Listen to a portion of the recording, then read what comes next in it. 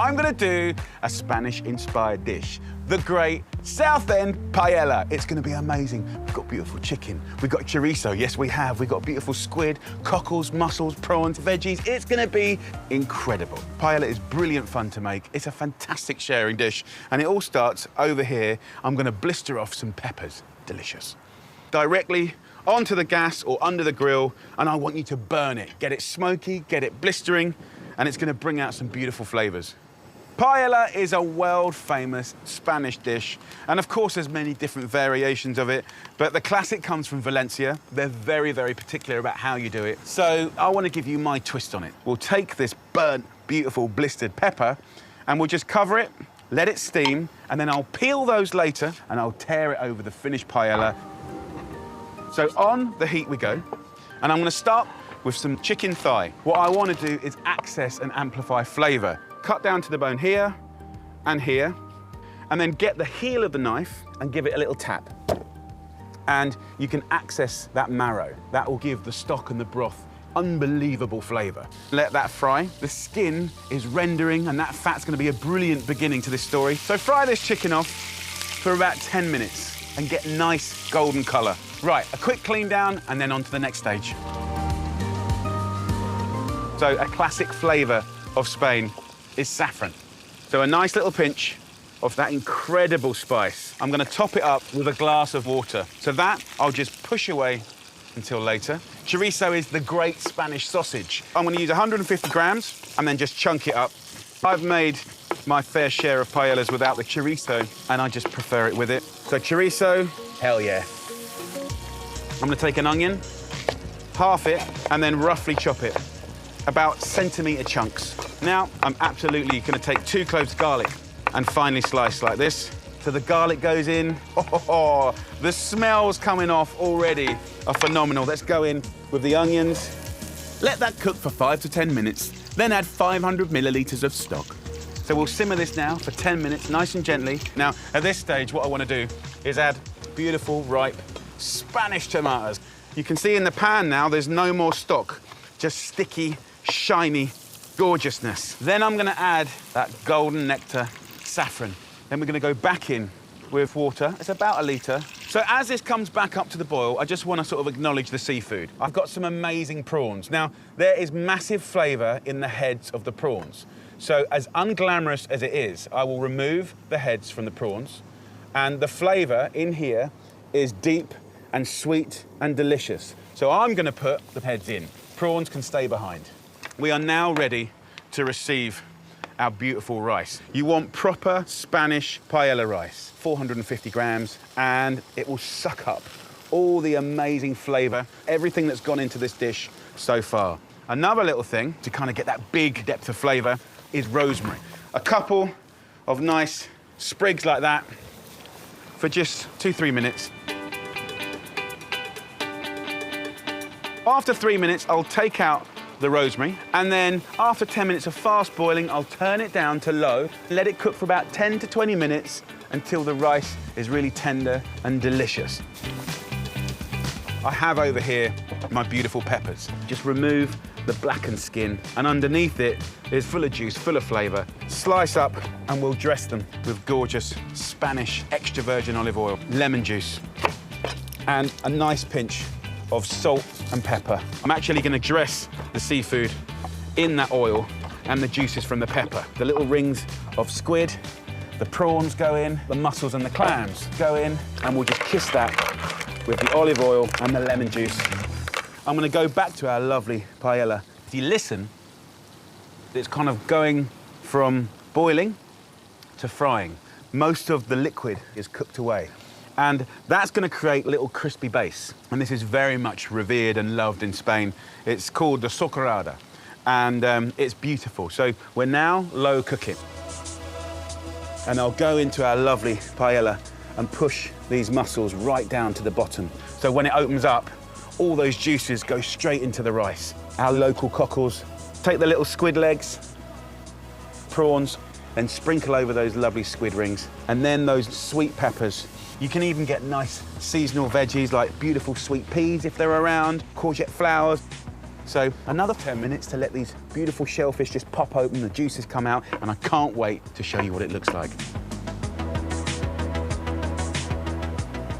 So this beautiful Southend paella has had give or take about half an hour, but let's have a little look.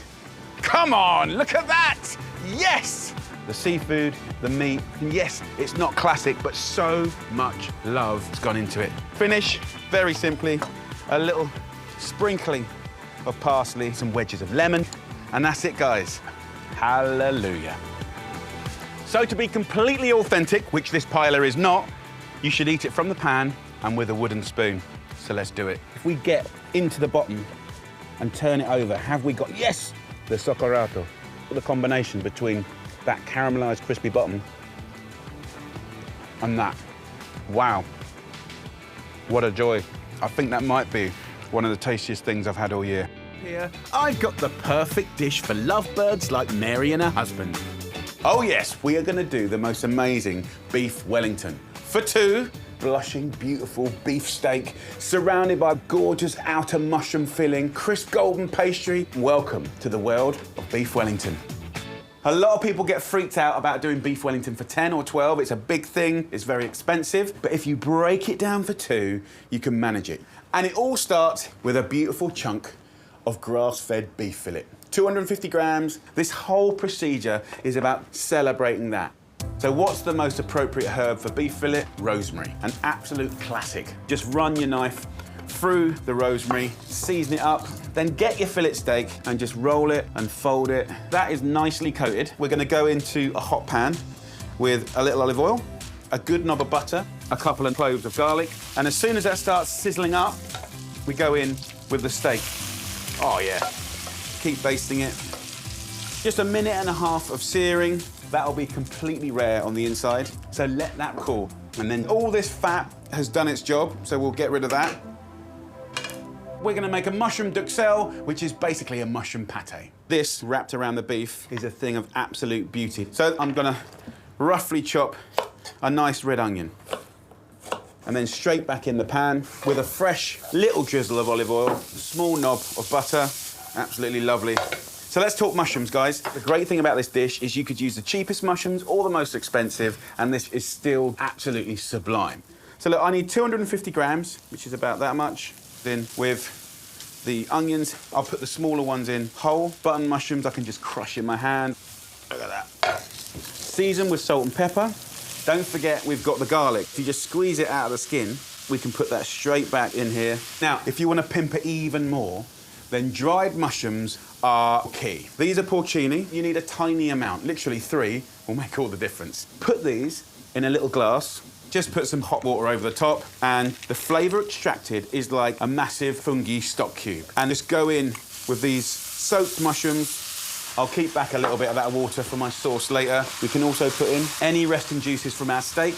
And at this stage, we're gonna wazz it up. Now, you can do this by hand, but I find food processors get that nice pate-like consistency. Lid goes on, and we'll have a little whiz up. Right, the duxelle is done. Next, I'll show you how to make pancakes. An absolute classic part of this dish to soak up any excess juice out of the beef fillet. So in here, we go with the 1 cup method. So grab yourself any cup. We're gonna do 1 milk, that goes in. We're then gonna go with 1 cup of self-raising flour. Lovely free-range egg goes in, 100 grams of spinach. So I want to add colour and flavour. So lid on top and a nice little wazz. And in no time at all, you get this crazy green pancake batter that is so good. Add a little olive oil to a pan and simply go in with that batter, just enough to coat the bottom of the pan. Once it's dried up on the top, you can simply just turn it over, give it 10 seconds on the other side. So there we have one lovely, vivid green pancake. So let's bring this together now. We've got the beautiful steak, the mushrooms, this amazing pancake. I'm gonna use this lovely little technique, which is gonna help you build this incredible feat of gastronomy. So I'm gonna add my pancake. I want the heat and the aggression of beautiful English mustard. Go in there with like a teaspoon and a half, boom. So you'll get that color and that heat. and then we'll take the mushroom. So we want just under 1 centimetre of this incredible mushroom paste. Just spend a little bit of time evenly moving this around. And then once you've done that, we're gonna grab our lovely steak, place that in there like that, and then we're gonna take one corner and another and bring it up. And then if you just twist it, the action of doing that, squeezing out the air, just gives you this perfect little kind of sphere. And that, my friends, is gonna sit inside your pastry and it's gonna be phenomenal. Right, next we want the pastry. So I'm using lovely all butter puff pastry. So I can take this, place it on here, I can use my knife and sort of just trim it up like that. So we can take that off and then I can place it on the pastry. And then I want some egg wash. Just go around the edge like that. So think of it like edible glue. We're gonna lay this over the top and just rotate it. It's just almost like tucking it into bed, right? What I wanna do is just kind of trim around the edge. So now, egg wash this. That is more than perfect enough to whack in the oven, but oh, no, no, no, no. I wanna do this for someone very special. So I'm gonna go the extra mile. Roll out a chunk of pastry. I only need half. I wanna show you a little technique that's kind of fun. So get a little knife and do little inch slices with a little centimetre gap. When it comes to the second line, we're gonna go an inch slice, but we're gonna go within the gap, like that. Now, they call this a lattice. This is an optional extra I absolutely love. Take your pastry and give it a little shake, and something beautiful will happen. I'm just gonna trim off the excess. Use your thumb and forefinger and push down that edge and have a pinch. Who would have thought a few scores and a few pinches could be so effective? We're gonna cook it in a preheated oven at 220 degrees Celsius for 25 minutes exactly at the bottom of the oven so you get a crispy bun. Plenty of time to knock up a delicious onion and thyme gravy, finished off with a cheeky glass of port and that leftover porcini liquid. Simmer away until thick and shiny, and you'll have the perfect partner for your beef Wellington. Ho, ho, ho, ho. Look at that. Gorgeous. It is a thing of utter beauty. Get a sharp knife, commit to the middle, carve down all the way to the bottom, and then the moment of truth. Oh, yes! Come on, man, look at that. Let me introduce you to your new best friend. Beef Wellington for 2. Gorgeous. And just add that sauce so it surrounds that Wellington. Happy days. Right, I'm gonna go straight for the middle. Oh, it's so crispy. Right down to the bottom. Right, let's do it. Oh, wow. The beef fillet is so tender. That incredible mushroom duxelle. The pastry's crisp, it's really special, and every now and again, you deserve something special with someone you love. It's Friday, it's steak night, and I want to show you the best steak ever. This is the ultimate T-bone steak, sirloin, fillet, beautiful beef dripping potatoes, and the best condiment ever, salsa verde. Let's do this. First up, I've used some fantastic red skin potatoes. I've cut them into like inch chunks, skin on, right? And then I've whacked them in water with 2 beautiful bulbs of garlic. Now, by parboiling them for about 5 or 6 minutes, you soften the potatoes, but most importantly, you convert that garlic to being creamy on the inside. And when it goes in the pan with the beautiful beef juices, it's gonna be caramelized and gorgeous. So spuds and garlic are on. Back to the steak. What you want to say to your butcher is, can I have a lovely T-bone steak? I want it at least 2 to 2.5 inches thick, 1 big chunk. You get different cuts. You get the sirloin, you get the fillet. This is going to be an epic thing. Get your steak out of the fridge an hour before you cook it. Very important. Now, we can see there's different thicknesses of fat here. Even it out, slice up this fat, put it in a pan. It's going to give you more flavour, because you're cooking steak in steak fat, but also this is going to go on your potatoes, so it's like a double whammy. I'm going to season it generously with black pepper to not just flavour it, but help create a bark, a really dark, gnarly outer skin, leaving you with a juicy, gorgeous, sumptuous inside. Sweep the crispy bits to the side, and then place this steak fat side down The girth or thickness of the steak is holding itself up. Now, drain the potatoes. One of the benefits of being on the end of a pier, we don't need a sink. Give them a good old shake. So what I'll do is get a bigger pan on, a little bit of olive oil, then go in with our potatoes. What I want to do is season it, and then in with the crispy bits. They got a lot of love to give still. If you have a look in this pan, we can steal a little bit of this beef fat.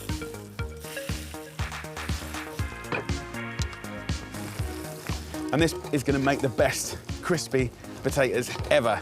So back on the heat to get golden and crisp all over. That might take 30 minutes, depending on how big your pan is. So look, back to this steak now. Let's have a little look. Sizzling, dancing fat, gorgeous. So now, onto the bone side. You're going to get that heat going through the middle of the fillet and the sirloin. Also, bone marrow will find its way out, and it will end up kind of getting rubbed on the outside of the steaks, and it's going to be delicious. See that fat? We'll put this meat straight into it. We're going to use this rosemary brush, dab it in that fat, and I can smell already the story is changing. Cook this steak 1 minute each side, and you want to keep as much juice inside that steak as possible. So 1 minute, 1 minute, 1 minute, 1 minute, kissing it with rosemary again. This steak now has had about 4 minutes on each side. I'm going to cook it medium to rare. So that will come off the heat now, and we're going to let that rest, okay? Give it one last kiss of oil to protect the meat. It can dry out if you don't give it a little oil. Just look at these amazing potatoes. I want to add some lovely thyme. If you put the thyme in for the last 10 minutes, you get the most delicious flavour. It's so, so good. So we'll put that back on the heat. That's just now on a low heat, just ticking away. So amazing potatoes, amazing steak. The perfect thing to go with it is the classic salsa verde. It's normally with parsley. I love it with mint also. Grab it at the top and just rip it off. So then we want to add some other fragrant bits and pieces. Gherkins, 2 or 3. Then anchovy, the thing that so divides people. You will not taste the anchovy, but it will give an incredible depth of flavour. Garlic, just a little half clove of garlic, a heaped teaspoon of capers. Now what we do is start to slice up. Once finely chopped, add a teaspoon of Dijon mustard, a glug of extra virgin olive oil, and a splash of good vinegar. This is like the Italians' equivalent of horseradish sauce, mint sauce. Beautiful. And now, time to serve. You can see how the juices have rested out. We love all that. So this is when your friends and family are around. You do not want them to miss out on this bit. Use your carving knife to follow the bone and take off the fillet. Then we've got the other side of the bone, and off it comes. Take the fillet, and I can just slice it at an angle. You can go a little bit thicker now on the sirloin. Lay it out with pride. Take the juices, and I will pour that all over the steaks. The salsa verde. Look at that. Crispy potatoes. Oh, my Lord. That's what it's about. Outrageous. Come on, enough talking, let's just do it. Get yourself one of those gorgeous potatoes. A little bit of steak, nick a bit of the garlic. That beef, melt in your mouth. Every mouthful, you've got flavour, flavour, flavour, flavour. And that salsa verde is an absolute game changer. The tang of the vinegar and the cornichon, the capers, the garlic. Wow. There you go, lovely people. I know you love your steak and chips nights, but why not take a little bit of inspiration from our Italian brothers and sisters? Cheers. I am so excited to give you a recipe for an amazing homemade pie. Beautiful, crumbly pastry, chicken, sweet leeks, creamy sauce. This is gonna be amazing. It starts here with a chicken. So a nice free-range chicken. What I wanna do first is cut it in half. Just hold the chicken, get the tip, cut down the back, and then down the breast. So in a pan, we'll have just a tiny bit of oil. So chicken goes into the pan.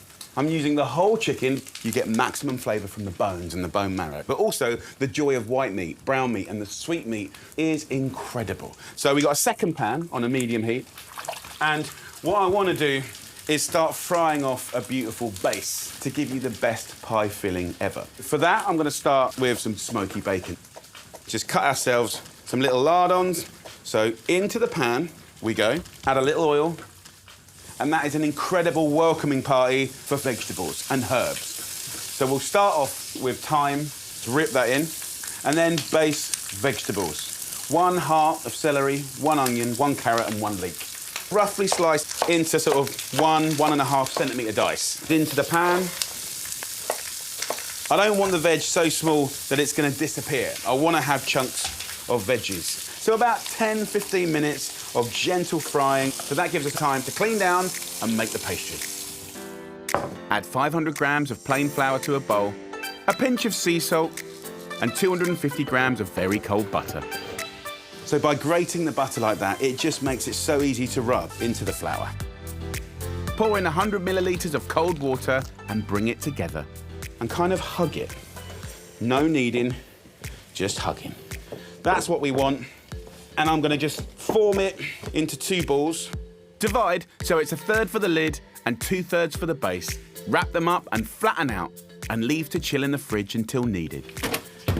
If you look in here now, we have a nice bit of colour. That means we've got mega flavour already. I want to turn this into a beautiful sauce to stew that chicken, right? To pull out all that flavour. I'm going to use scrumpy, beautiful cloudy cider. Just a nice little swig goes in. The smell is phenomenal. And we want to cook all of that cider away. Go in with a heaped teaspoon of English mustard, 2 heaped tablespoons of plain flour, a litre of chicken stock, and bring to a simmer. At this point in the story, we've created that stewing environment, and we're taking that lovely, crispy golden chicken, and those bones are straight down into that sauce. So lid on top, and just let it blip away for around about an hour until the thigh meat pulls off the bone, and that will be incredible. This fat in the pan, by the way, I'm going to keep that for a little secret later. So the chicken is done. If I just pull the thigh meat, and it should just fall off the bone. That's what we want. Super tender, super delicious, happy days. Oh. So, meat into here.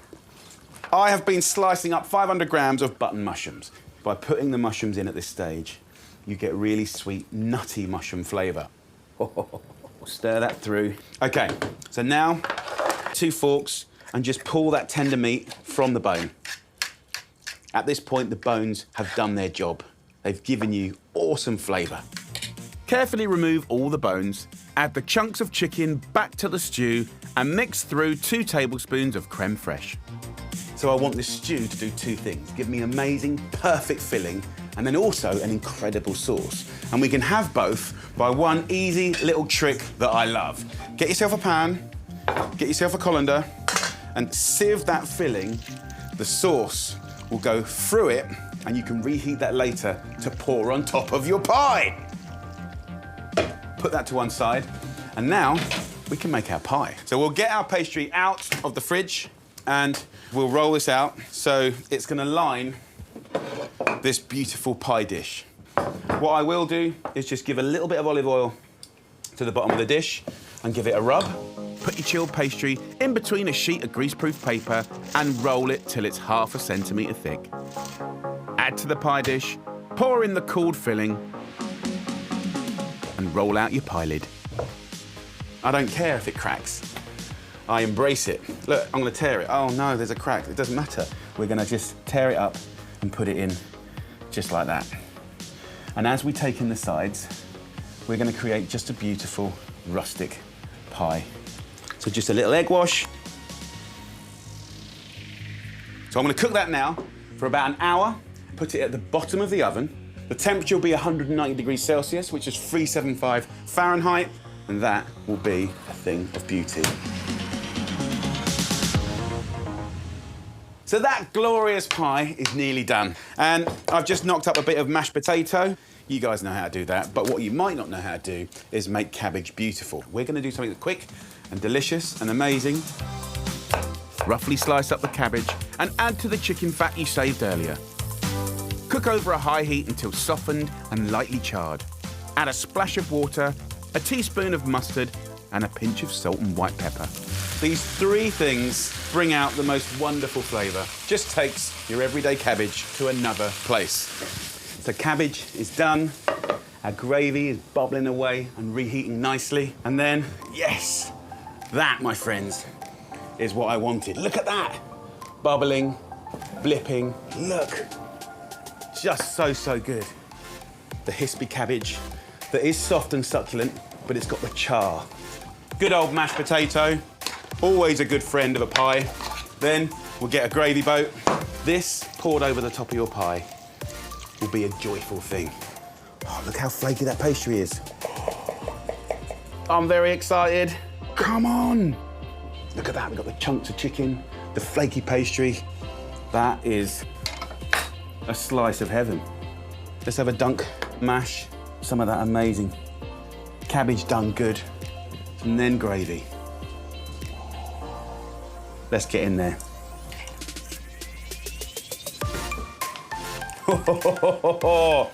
Hallelujah.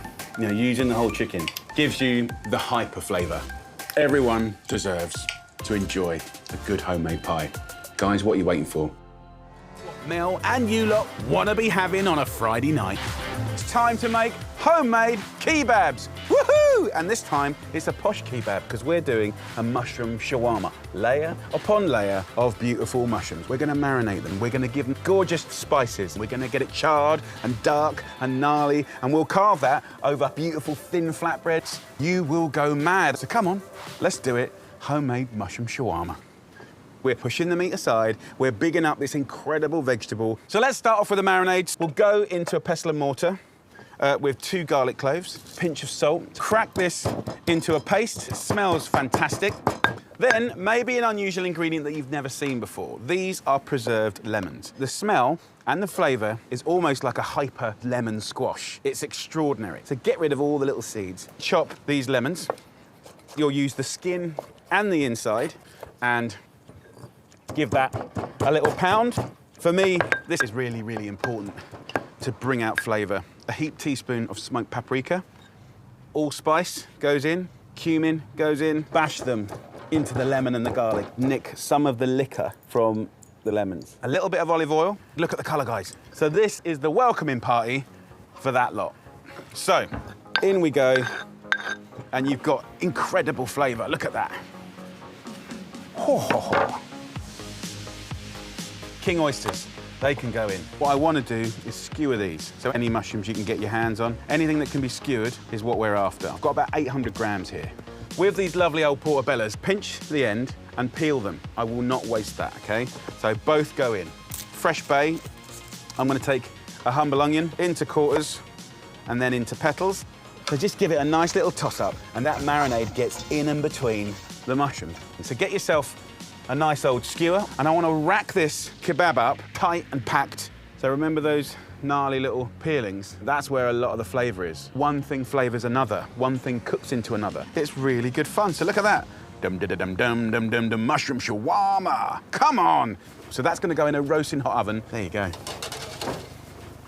So the kebab's cooking. Let's make homemade flatbreads that's going to wrap up that beautiful thing. We're going to take the 2 cheapest things that you got, which is flour and water. 2 heaped builder's mugs of the strong flour.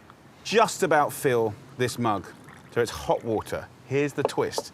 By using the hot water, you're partially cooking the proteins of the bread. Season it with salt, and we'll mix it up. Use the spoon, and then when the dough's not sticky, we can start using our hands. Just move it around like that. So as soon as that dough has cleaned the bowl, we can put that down, give it a little knead, and just work it until it's nice and smooth. So what you can see is we've got a really nice, elastic dough, and that's what you get from the hot water. Roll these into 8 little balls, and then what I want to do is just put a damp cloth over the top like that. While the flatbreads rest, let's check in on those mushrooms. Have a look at this. So that's had about 15 minutes, and it's beautiful. Come on. If you look in the tray, can you see how the juice from the mushroom creates this stock? So we can use this, giving it a ruddy good basting. This goes back in the oven, and we'll give it about another 15 minutes, guys. Let's do the flatbread. Get a couple of bits of grease-proof paper, and I want to oil these up with some olive oil. Put the dough on that, just pat it out with our hand, and put that on top. Just bring it out like that. It's so kind of bendy and elastic. Peel this off. Now this pan is on a medium-low heat, so just let the heat cook the flatbread. That's all I want to do. Cook, no colour. So the nice thing about this is you could do this the day before or an hour before your friends or family get there. It's really, really easy. No kebab is complete without the extras. I'm gonna make a little cheat salsa. So I'll take a regular jar of jalapenos, a little food processor, and then choose a nice green herb. I'm gonna go for mint. Just be brutal. Take the bunch, rip off the stalks, go in with the leaves, pour in the jalapenos and all of the vinegar, and whiz it up. So for me, this little cheat is a great salsa, full of flavor, and that mint brings it to life.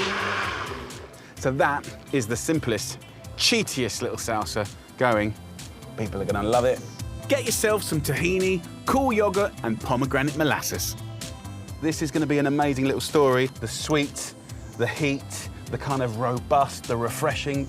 It continues with a simple quick pickle, half a diced cucumber, 10 sliced radishes, and 100 grams of quartered cherry tomatoes.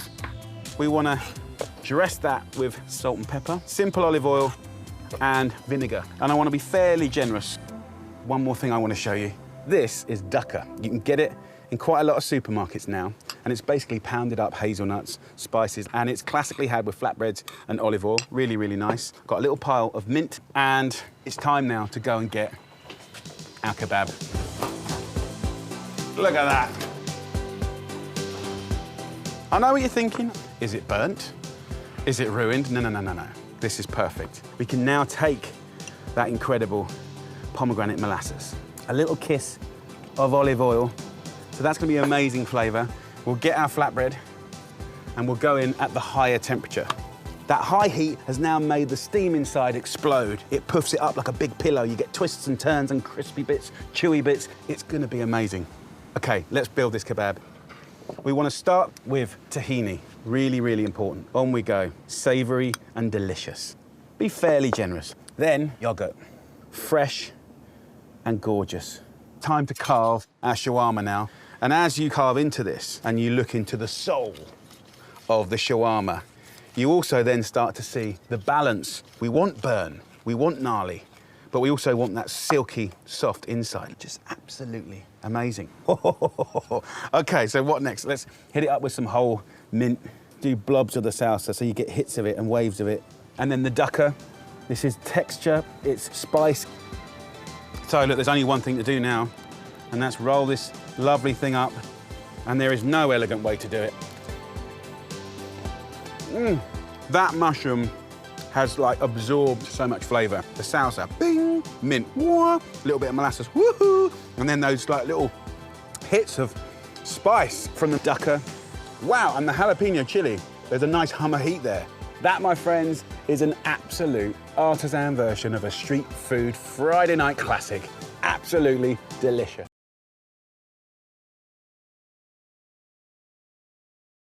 This dish is absolutely inspired by our Scottish brothers and sisters, using the incredible spices of haggis. We're gonna do lamb shanks that are so tender they're just gonna fall off the bone. We're gonna have a kick of marmalade, whiskey, and a deep, rich veggie sauce on a creamy, cheesy pearl barley risotto. You're gonna love it. So it all begins here with these 6 beautiful lamb shanks. What I like to do is go to my butcher. These have been French trimmed at the top, which expose the bone. They look absolutely beautiful. I'm gonna kiss them with just a little olive oil, and I'll season these with salt and pepper. And then what we wanna do is get that into a frying pan, which is on a medium heat. So we wanna brown off the lamb shanks to get beautiful color, to create more flavor. Now, at the same time, add a little olive oil to a pan. I'm just gonna finely chop 4 slices of smoked bacon. Then go in with some bay leaves for flavor. The smell is already incredible. So next ingredient, onions. I'm gonna use 1 white and 1 red. I wanna cut them quite big. In with the onions, couple of carrots, nice big chunks of carrot. Then we're going in with our friend Mr. Swede. Ultimately what I'm after is 1-inch chunks. Last but not least, the humble celery stick. And in we go. What we're doing now is intensifying and caramelizing like natural sugars in the veggies. 15 minutes dedicated to colour, colour, colour. So, let's talk spices. Haggis, such an incredible dish. The spicing is brilliant. So go into a mortar with those classic haggis spices. A tablespoon of black pepper, 10 allspice berries, 5 cloves, and grate in half a nutmeg. Bash them together until fine and sieve them over the veg. This is all getting very exciting. I can even be a little bit cheeky and steal a little bit of the lamb fat, full of flavour. You can see caramelising in full effect. I'm going to add 1 tablespoon of thick cut marmalade. It's going to make everything shine and it's going to start to caramelise even more. I want to add a thickening agent now. So 1 generous heaped tablespoon of flour, and then one of my favourite ingredients, 4 shots of really nice Scotch whiskey. Now, if you want, what you can do is flame it. Of course, when you're flaming, be careful, because you want the alcohol to cook away fully. As soon as that's happened, add this amazing golden lamb shank. Look at that colour. Any sticky bits from the pan can go in. Pour in a litre of beef stock, then scrunch up a sheet of greaseproof paper and cover the pot. So I love to put the greaseproof on instead of a lid, because what happens is it lets it slowly evaporate, concentrate in that lovely gravy, and it's going to be richer and tastier for it. So I'm going to cook that now for 3 hours. At 170 degrees Celsius, and the oven's going to do all the hard work and make it so tender you won't believe. Now, I want to show you how to make the most delicious sweet leek pearl barley risotto. With these lovely big leeks, concentrate on the white part. Cut it in half lengthwise like that, and I just want to finely slice the leeks. Add a knob of butter to a new pan, a couple of sprigs of thyme, then go in with your leeks. Add a splash of water and cook over a medium heat for 15 minutes.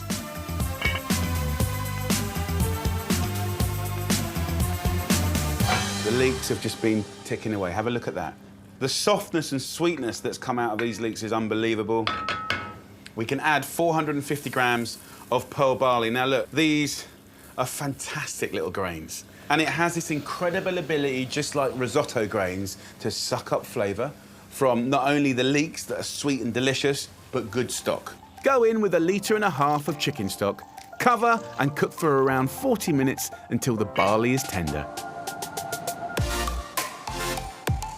The pearl barley is smelling delicious, and if we have a little taste, oh, it's delicious. What I want to do is just add about 500 mils of milk to sort of make it pearly white. And there's one last ingredient, cheddar cheese. Not only for flavour, but also for seasoning. In we go, and just stir it in. Turn the heat off. Let it just sit. Beautifully, kind of getting even more silky and gorgeous.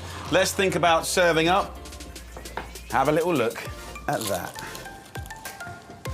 Come on, chunks of veg. Let's grab one of those shanks.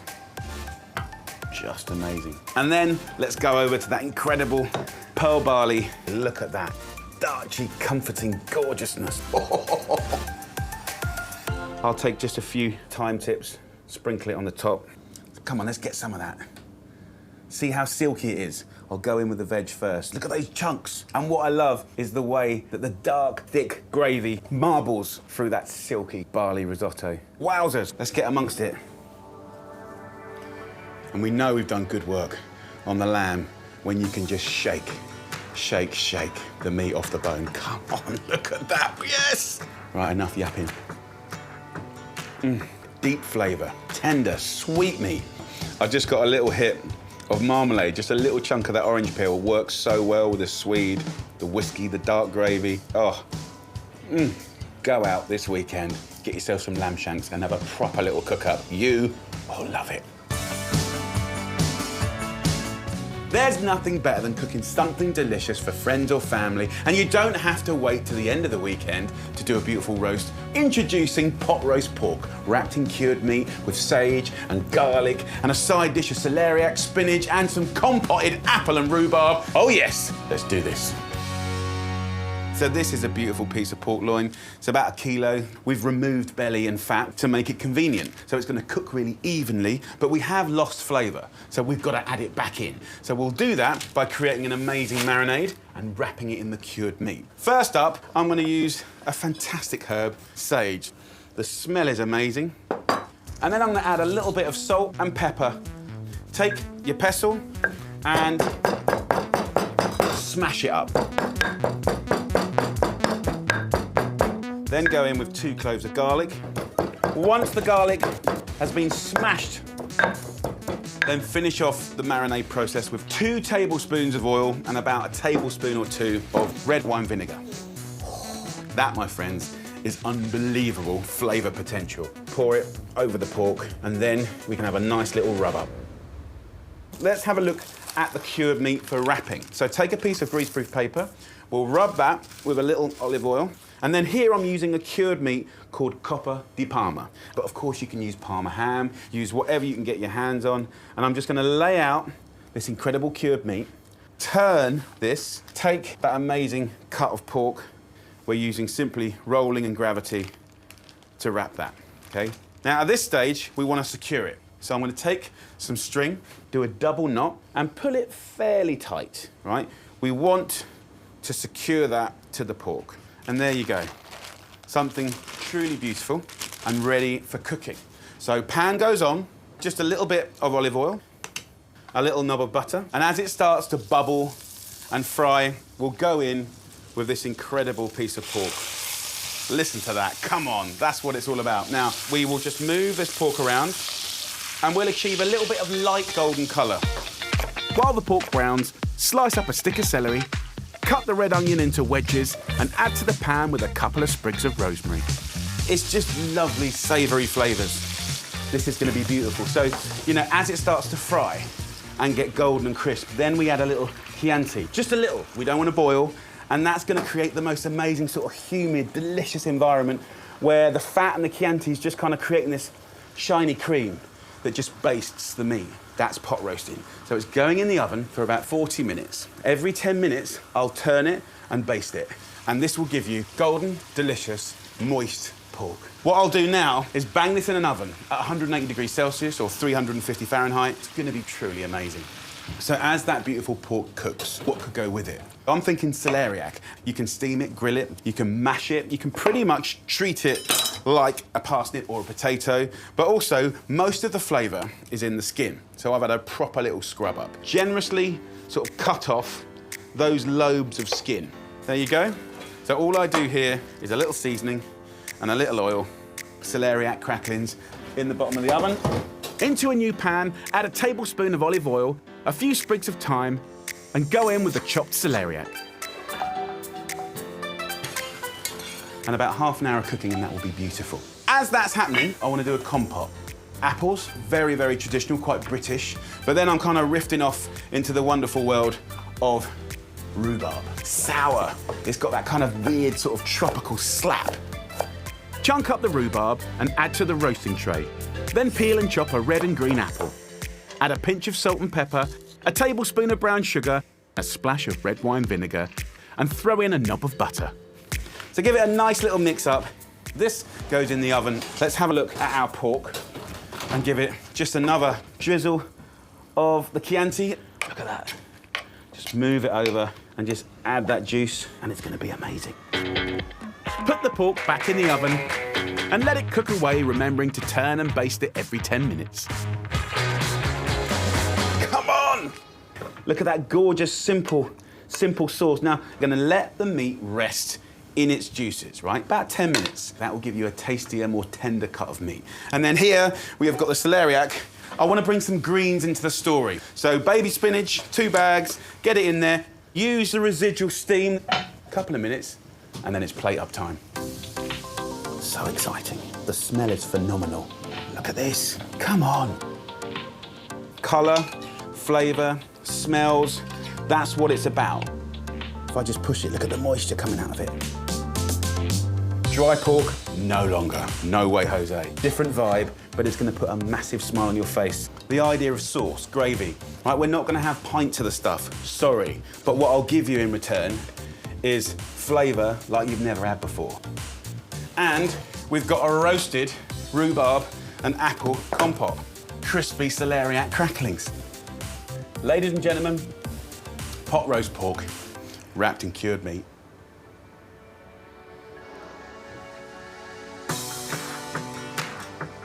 Oh, that is so good. Nice bit of the old cured meat, the silky soft pork, and that Chianti juice is so good. Little kiss of sweetness from the compote. That, my friend, is a little fork of heavenly beauty. Oh, what a way to start the weekend.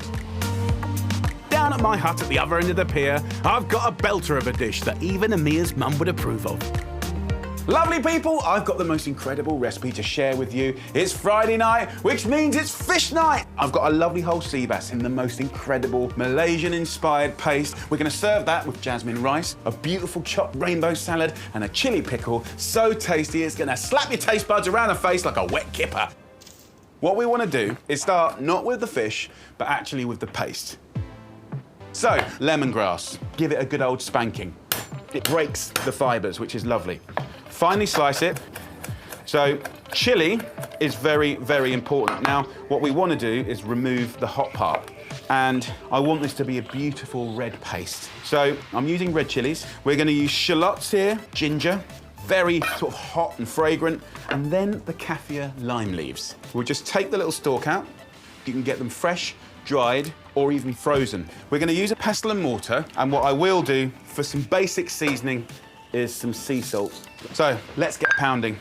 And it's that bashing, bruising action that's gonna give you the mega flavor. So we're gonna get a bit more pasty now. I'm gonna take some peanuts, just a little handful, so you'll get a creaminess from it. And I'm using fish sauce, and this stuff gives this incredible savory, meaty seasoning. 2 tablespoons of the fish sauce, and then I'm gonna use a little bit of tomato puree, which gives a hit of umami. And we'll have a good old pound up. We're very close now. So we have saltiness, sweetness, and now I'm gonna put sort of like electricity into it, like really waking it all up and bring it to life. And citrus is the one, lime is the one. So give it a roll, and then use a little fine grater to steal some of this green zest. And then I'm gonna add the juice, and it kind of makes the paste go even wetter. So now we go from pounding to just muddling to bring it all together. If I start pounding it now, I'm gonna be wearing it all. So look, that is the paste done. Woo! Yeah! That's what it does, oh my Lord. So here is our fish, the beautiful sea bass. Line caught, sustainable, and very prolific in this area around the pier. But any lovely white fish you can get hold of that's sustainable is great for this. So I'm just gonna lightly score it, and then I'll go the opposite direction. We have like this checkerboard, open to flavor. Rub that into these cuts. We're gonna go into the cavity. Beautiful. Really use every last bit of it. Now we could wrap that in greaseproof paper, but what I wanna do is show you another way that I think is so special and exciting. We've got banana leaves. Yeah, you heard it right, banana leaves. You can get it from Asian supermarkets, online, and you can get them frozen or fresh like this. It gives the most incredible fragrance. So if you've got a gas hob at home, just try this, because what's nice about these banana leaves is the natural oils inside. And then if I just lay this over a heat, you're gonna see the natural oils waken up. And that shininess is its flavor, and it also makes it more malleable. We'll take our fish, and then I'm gonna kind of wrap this up, tuck it into bed. So, although not a perfect seal, that is still gonna create an environment where flavor is amplified, steaming happens, baking happens. It's gonna be amazing. So this goes in an oven at 220 degrees Celsius for 25 minutes. From now onwards, there's a beautiful rhythm of getting jobs done to bring a beautiful feast together. Rice. We're using jasmine rice. In a nice little pot, we're gonna get it on a high heat. We're gonna add a couple of tablespoons of vegetable oil. We're then gonna go in with a tablespoon of coconut cream. And then I'm gonna go in with the juice and the actual leftovers of a lovely lime. So really fresh and fragrant. So in it goes with a good pinch of salt, and then straight in with the rice and 1 cup of boiling water. And that is the perfect equation for sticky, fluffy rice. So as that comes to the boil, lid goes on top, And that will cook for 15 minutes. Next, I want to make a little chili pickle that's so easy and fast. I happen to have a few different coloured chilies. I'm not going to de-seed it. I'm going to keep it really quick, finely slice it. Go as fine as you can. You want it to be delicate. I want to make a nice tangy little sort of pickle. Very simple, very quick. So I'll take some white wine vinegar, could be cider vinegar, probably more traditionally it'll be rice wine vinegar. Lightly sweeten it with a little sugar, and salt will give you that kind of balance that you want. So mix it up. As soon as that sugar and salt has dissolved, submerge those chilies, mix it all around, and it will start to translate all the flavours. Okay, salad. A little bit of crunch, a little bit of sunshine. If I just take a little bit of cucumber, and I'll stack these all up and just slice them up like this. Then we'll take our little friend Monge 2, a little slab of red cabbage. If you wanted to do this in a food processor, absolutely you can. I'm using Chinese cabbage here. Look at this. It's like a little painter's palette of colour and crunch. Then we want to start going into sort of little curveball areas. Mango is going to work so well with that fish. Next, coconut. Hold it in your hand, fingers out of the way, convincingly get it a thwack. And just grate lovely flecks. So look, once you've done that, add some herbs. Mint, of course, is beautiful. Coriander is very nice. What I like to do is just rip it up like that, a nice little handful. If we want to finely slice it, I'm just going to dress it with lime juice. So on it goes a little bit of the juice from the chilies, and you've just got a beautiful shred salad, almost like a slaw. Right, the moment of truth. Let's do this. Oh, yes. Look at that beautiful parcel. What's inside there is very special. So take a few of the herbs, tear a few bits over. What you can do as well is just take some toasted peanuts, and then, last but not least, just a little kiss of soy sauce. I want to get a little teacup of rice because we're at the seaside, and what happens at the seaside? Sandcastles. We're then going to go with that incredible rainbow salad, and then it's the fish. We can use just a fork to go down the back. You can get that fillet like that. See that? Pearly white fish. And it doesn't matter if it breaks up. Look at that, come on. That ain't your usual Friday night dinner, is it? Come on. So I'd finish that off with a chili pickle. This will just make the whole thing sing. I would normally use a knife and fork with this, but I'm not going to today. I'm going to use my very clean hands. And let's get amongst it. Oh, wow. The flavours. Lemongrass, that subtle umami, the crunch from the peanut. It's all there. Oh, dear, my mum will kill me for using fingers, but I don't care. I'll go on the naughty corner for this. Delicious. People, I am so excited to give you a go-to Friday night classic in the Oliver household. We're going to make veggie tikka masala. We've got beautiful marinated and grilled veggies with paneer cheese, the lovely sauce. We've got an amazing grater salad. Then we've got these amazing little pancakes to mop up the sauce. So good, and I bet you can do it quicker than ordering a takeaway. So come on, let's do this. In a roasting tray, we'll go in with some olive oil, salt and pepper, and then a nice heaped teaspoon of golden turmeric, amazing flavour, and then cumin seeds. Cut that with a little lemon. We can steal some of that zest, and that will caramelise and go sweet and delicious. But of course, it's the juice that we want. So that's our basic marinade. We'll use that to toss all the veggies. Onions into quarters, then break them into petals. We're going to skewer these. If they're too small, they're too fiddly. Then peppers, and just tear this into similar-sized chunks. We've got chilies, red, green, yellow, whatever you can get your hands on. And then our good friend, Mr. Cauliflower. Just remove the stalk, and we'll take big chunks. You can even put the nice green leaves in there. In here, we're just gonna have a good old toss-up. Turmeric is just one of the most incredible spices. The colour, the savouriness, the sort of smokiness. And then paneer, the fantastic cheese. Cut an inch cube, put that in the marinade again. What's lovely about paneer, it is a fantastic carrier of flavours. So get yourself a skewer. So just skewer that on and just alternate it. Bit of onion, bit of chilli. So last one goes on. I've turned the grill on, and we want to get it black and gnarly on one side, then turn it and get it black and gnarly on the other side. I reckon about 15, 20 minutes in a grill at full whack. So now it's the time for for sauce, I want to introduce curry leaves. You might find that in your supermarket. If you haven't, there are Indian supermarkets all around the country and they will have it. This will transform your curries. Get some oil in a pan and they will start to go crispy. We'll sprinkle them on at the end and I just want the flavour in the oil. I'll take an onion and I'll just roughly chop that. That goes in to that curry leaf oil. I've got 4 cloves of garlic, roughly sliced them. Then I want a thumb-sized piece of ginger, really roughly chopped. I just want to soften these up. So we're going to go in with a heaped teaspoon of garam masala and then heaped teaspoon of sweet paprika. A little handful of almonds. They don't just give you that gorgeous nutty flavour, they give you a creaminess. Get a liquidizer. This is a very good friend in this recipe. We'll take a tin of plum tomatoes and I'll take the onions, nuts, spices, garlic and just get it in there. Maximum flavour, minimum kind of fuss. This is all good. So back into the pan. This is the base of your sauce. Nice and smooth. We're then going to go in with chickpeas, really soak up the flavour beautifully. I've got some coconut milk here, so I'm going to put most of the coconut milk in. One last thing, and that's just a nice, generous heaped teaspoon of mango chutney. Give that a stir. That is the welcoming party for our grilled veg. Let's start thinking about how we're going to make this Friday night special.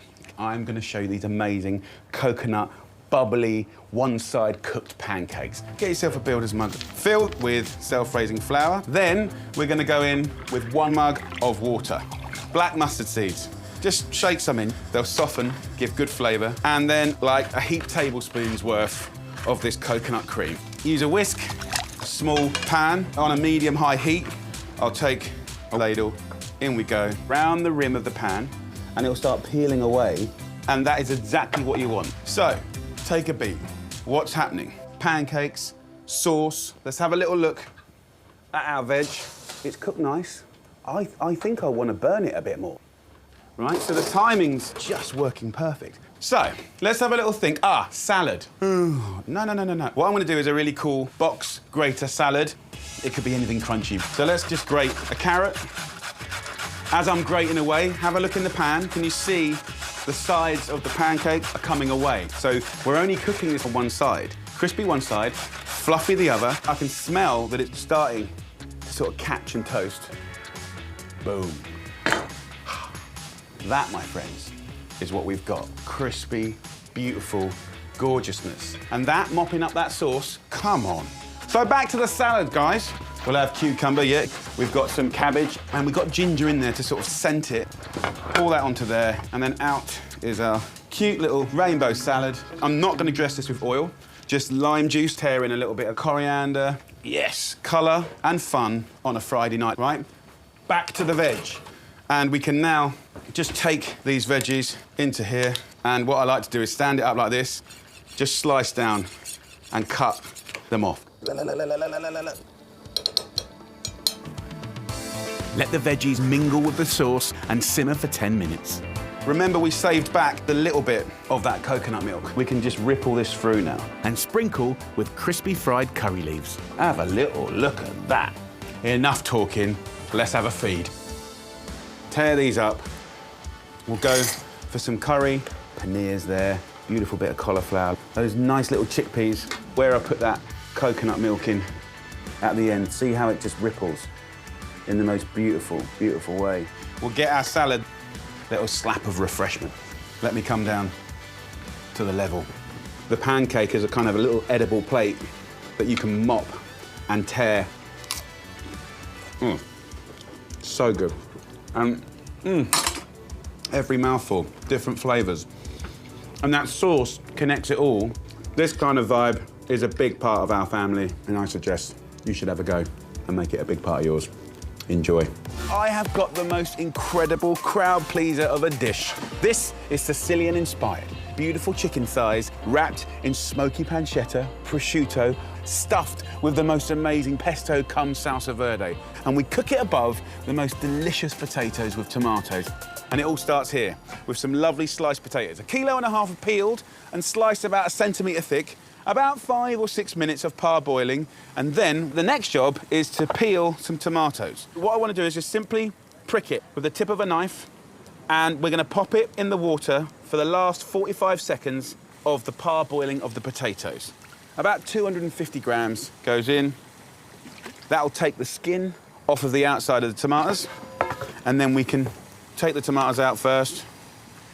By removing the skin, it allows the tomato to take on flavour, but also the juices to come out, and then we can drain the potatoes.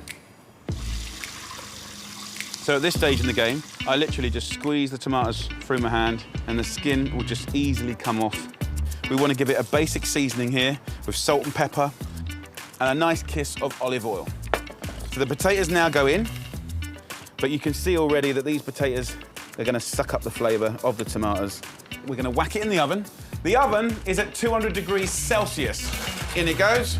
So we're going to make a paste. Think pesto, think salsa verde. So it starts here with really Sicilian-inspired flavours. So grab 6 garlic cloves, 6 anchovy fillets, 60 grams of blanched almonds, and give them a good old pounding. There's something about bashing things up that just completely commands more flavour.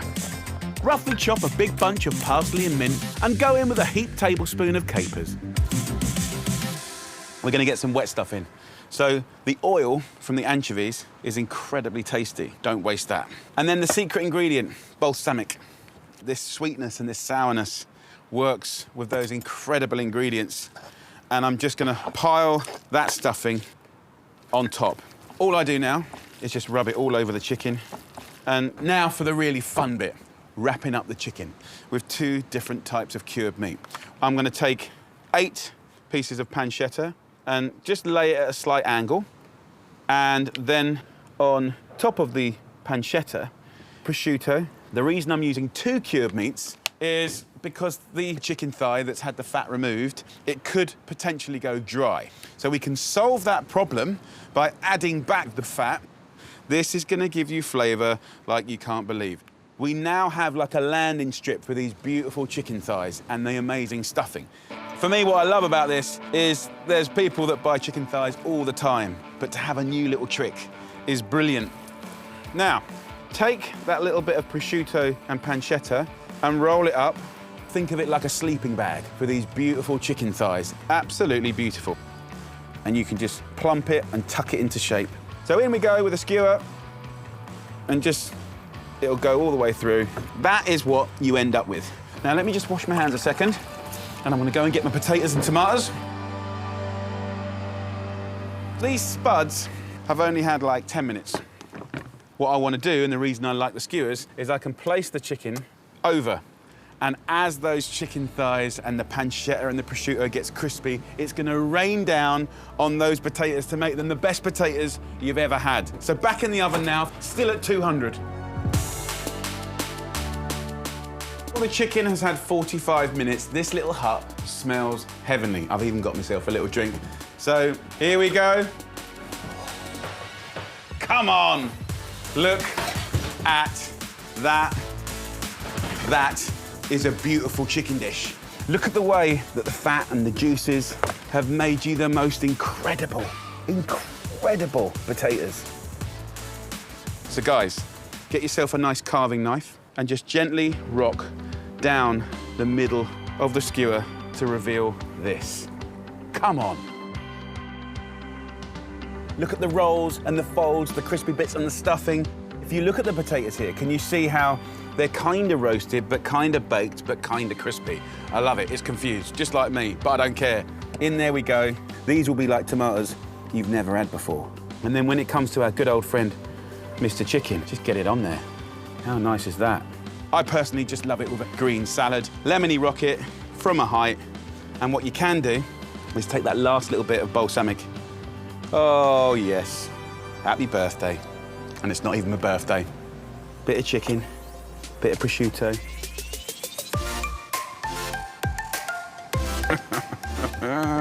Oh, yeah.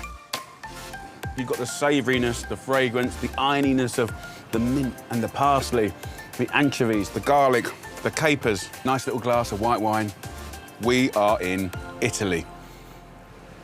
Sort of. Guys, it's the weekend and it's time to cook some incredible steak. Not like you've ever seen before. This is inspired by Mexico. We're gonna do steak cooked with 2 sauces. Gnarly on the outside, blushing on the inside, tender, juicy, perfectly cooked. And these sauces, they're gonna take your flavor sensations to the next level. Right, it all starts here with the steak. One of the things that we all fall into the trap of is buying the pre-cut steak, which is always too thin. And that means it's almost impossible to get that color on the outside and cook it blushing and juicy on the inside, right? Even for a chef, that's a challenge. So we can fix that straight away by buying 1 steak for 2 people, right? Slicing it, sharing it. A double steak. Oh my Lord, the difference will blow your mind, I promise you. So get to a butcher to evenly remove this fat, then get him to cut you a double steak. And then we've got the fat, and that is incredible flavor. But underneath it is this sinew, okay? It is tough, but the fat itself is amazing. And what we can do, once we've got rid of the sinew, is slice up the fat, and that you can put in a pan. It will render the fat, so we require no other fat at all, and also it will go crispy. As that's happening, I want a little side of some potatoes. I'm using a crinkle cutter for that kind of retro fun take, just because deep down we're all kids. So if you take this potato and put it in and around the fat, it's gonna make a brilliant little potato garnish. It's gonna be delicious. Chuck in 2 large chilies and cook the potatoes till they're golden and crispy. I wanna make a salsa now, so I'm gonna have a little clean down, put this steak to the side. The salsa I'm making is with tomatoes, so we can just squeeze the seeds out, and I'm gonna chop it up. And of course you can do this with standard red tomatoes, but look at the colors that are out there and available. That's what it's all about. That's really fun. Then slice up 4 spring onions and a handful each of fresh mint and coriander. Get yourself 2 or 3 limes, give them a good roll. Get all those little capsules inside, busting and breaking. Lime is so integral to the flavors of Mexico. It's like a little dinner that's taken us on holiday. And then I add a little extra virgin olive oil. We'll hit it up with seasoning of salt and a little chili to get those taste buds going. In with the herbs, onions and tomatoes. So have a little taste. Woo! That's what you want. Really fresh, really crunchy, job done. So look at this, guys. Hot, crispy, and gorgeous. Let's just remove these potatoes now to a little plate. So we haven't even started cooking the steak yet, and I'm really getting excited. So look, in the pan, can you see we've got that fat? That fat is the gold that we're gonna cook this. Season this. Don't take it from the fridge and put it in a hot pan. It's gonna go tense, right? Take it out at least an hour before. So our job as the steak cooks is really to amplify tenderness and retain moisture, juiciness. And we're gonna do that by turning every minute until it's cooked to your liking. So by turning it regularly, the moisture will be kind of trapped in the middle of the steak. And that's what you wanna do, fight to keep the moisture. I also like to get the steak and almost clean the pan, all the sticky bits. The last kind of care protocol is resting. And it's almost like when you squeeze a sponge and then you let go and it just kind of lets the moisture go back. A little hint of extra virgin olive oil will keep the steak succulent as it rests for a few minutes. In this pan with meat juices, I want to do the last sauce, and it's so exciting. Again, we said flavors of Mexico. So we're making a beautiful Mexican-style peanut sauce. So toast up 100 grams of unsalted peanuts, 50 grams of sesame seeds, 3 cloves of sliced garlic, and a teaspoon of cumin seeds. So I'm now tearing in some dried chili peppers. You could use a teaspoon of smoked paprika. Essentially what we're after is sweet and smoky. Herb-wise, I'm using some oregano. Little fresh thyme goes in. So fragrant, nutty. This is getting smoky, can you see? I do not want to burn this, but I don't want it to be beige. I want to get smokiness and flavour going. So in with all of those ingredients. Now I'm going to put in a little bit of booze. Tequila. I love tequila. Cover with water, add a couple of fresh chilies, a squeeze of lime, and blend it up. Right, it's now quite smooth, and it will surprise you and shock you. Oh, it's very addictive. So the only thing to do now, let's serve it up. Start off with this peanut sauce. Rich, got attitude, love it. And then we'll take our steak, the brightness of the salsa, throw in a few chips. Crispy bits, it's all about the crispy bits. The steak is like butter, it's so tender. This peanut sauce, I'd like to make 1,000 times that and fill a bath with it and jump in. It is delicious. But as annoying as it is watching me enjoy this, you can do it this weekend. What are you waiting for? We're going to make the most incredible super greens falafel. This is a vegan dish with flatbreads, homemade hummus, salad pickles. I want to celebrate veggies with a meal that you feel excited by. So it all starts with this, chickpeas. You'll find that in the jars, that's the good stuff. Creamy, big, fat old chickpeas. So let's just talk hummus. Let's take something we know, but do it better. So in a food processor, I'm going to put these chickpeas and the juice, and I'm going to leave about 4 tablespoons in here. Forget this. Then we're going to go in with some basic seasoning, and then half a garlic clove, some nice olive oil, a nice couple of tablespoons, and then we're going to go in with peanut butter. That's not classic, right? The classic is tahini. I'm just showing you that you can use peanut butter, right? Unsweetened, by the way. Let's take a lemon full of life. Let's not waste the zest. And then let's get some juice in there. Whiz it up and let's go. You can keep it chunky, or you can keep going to make it really beautifully smooth.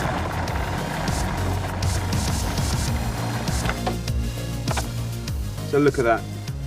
Really beautiful, very, very quick to do. So make a little well of good oil in there, which is peppery and grassy. And then you can take, a few bits of parsley and sort of embellish it. So first bit done. Second bit, I'm going to take 2 tablespoons of the chickpeas and put them into a pan. You can inflict flavour on this in any way you wish to. You can get smoked sweet paprika, delicious. This is dukkha, right, which is a blend of nuts and spices and herbs. So look at this. These are like little flavour bombs. So on our silky, smooth hummus. This is what this kind of little journey's about. Next, our little falafel, right, which is kind of more like a fritter. So in this same food processor, right, I'm going to add the rest of these chickpeas. What we're then going to add to that is 150 grams of frozen peas. You've probably got this in your freezer right now. You've probably got chickpeas in a tin somewhere, lonely, in the back of a cupboard, right? Let's have a party, get them out. We need to bind it. So 2 tablespoons of self-raising flour. We're going to flavour it with some fragrant things. So I want a bunch of mint. The next ingredient is a little kind of surprise ingredient. This is pickled or preserved lemons. You can get them in the supermarkets. Now inside these little lemons, you'll see there's often a few pips. Squeeze them out.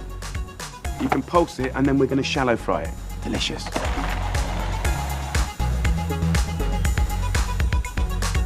Look at this. I mean, it is the most incredible green colour.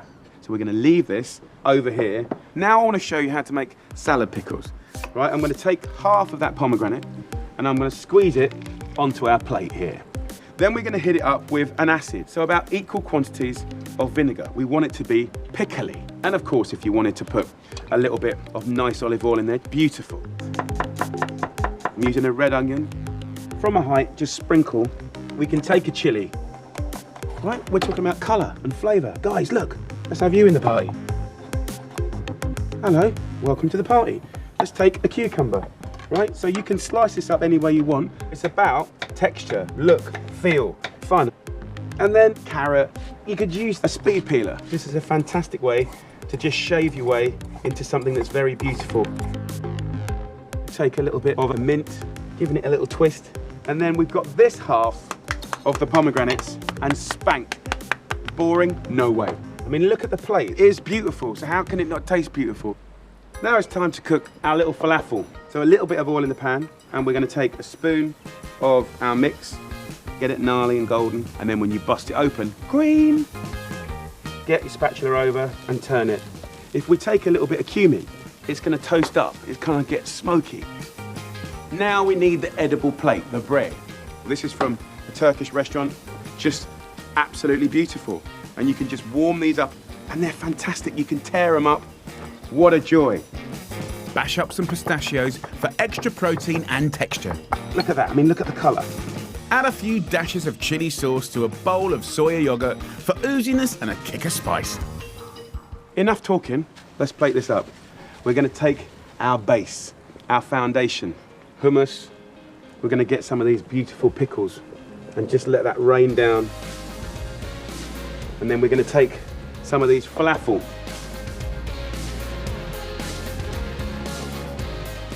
Pistachios, bit of a sprinkle up, get some of our chili.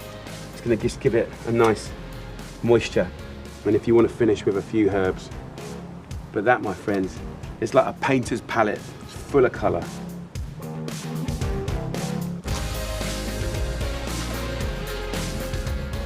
Hallelujah. There's so many flavours going on there. It's creamy, it's hot, it's tangy, it's crunchy. It's got that comforting fritter, but it's so full of flavour. Delicious. Ladies and gentlemen, we are going to do potentially one of the most amazing roast pork dishes ever. A little cheeky twist from America, right? From memories of Louisiana and Georgia. So I've got homemade bay salt in there, a double crackling. I've got the most amazing sauce to go with it, bourbon, peaches, a dirty gravy. Oh my Lord, the flavours are big. I think that you're going to love it. And it all starts here with the pork. This is a Gloucester Old Spot, a brilliant, beautiful pig. You can see there's an inch of fat here. I have asked my butcher to evenly remove the skin. So we're going to achieve double crackling. And I'm going to make a flavoured salt to kiss this with gorgeousness. So first up, let's take the pork. So a little bit like a checkerboard, I'm going to lightly score the fat in a crisscross fashion. We don't want to cut into the meat, right? But we do want to score this. It's going to aid the speed of rendering of the fat. Brilliant. But also, surface area will give you crispy bits. And we want this fat to almost become like a second crackling. So we've scored this, ready for flavouring. So in a pestle and mortar, I'm gonna add some fennel seeds, then black peppercorns, then bay leaves. Bay is such an incredible herb, way underrated. So give it a good smash. So we're busting these spices, we're reawakening and opening up the natural oils. We can then use a little speed peeler and do lemon zest. It works so well in salt. Right, we can take thyme, which I love, thyme and pork, incredible friends. I've got some rosemary, so get the wet stuff in there and we'll have another bash. The smell is phenomenal. You can see now the texture has changed. So into this, 250 grams of salt. Yes, it's a lot of salt. No, I'm not using all of this in this recipe. This salt I'll be using for the next 8 months. So give it a bash, give it a muddle, and I'm gonna sprinkle it from a height, get it into all the little cracks and crannies. Pork seasoned, next up, veg. So parboil some peeled Maris Pipers, drain, and chuck in a tray with some parsnips. Just take the tops off. This skin is the chewy, sweet, delicious part, right?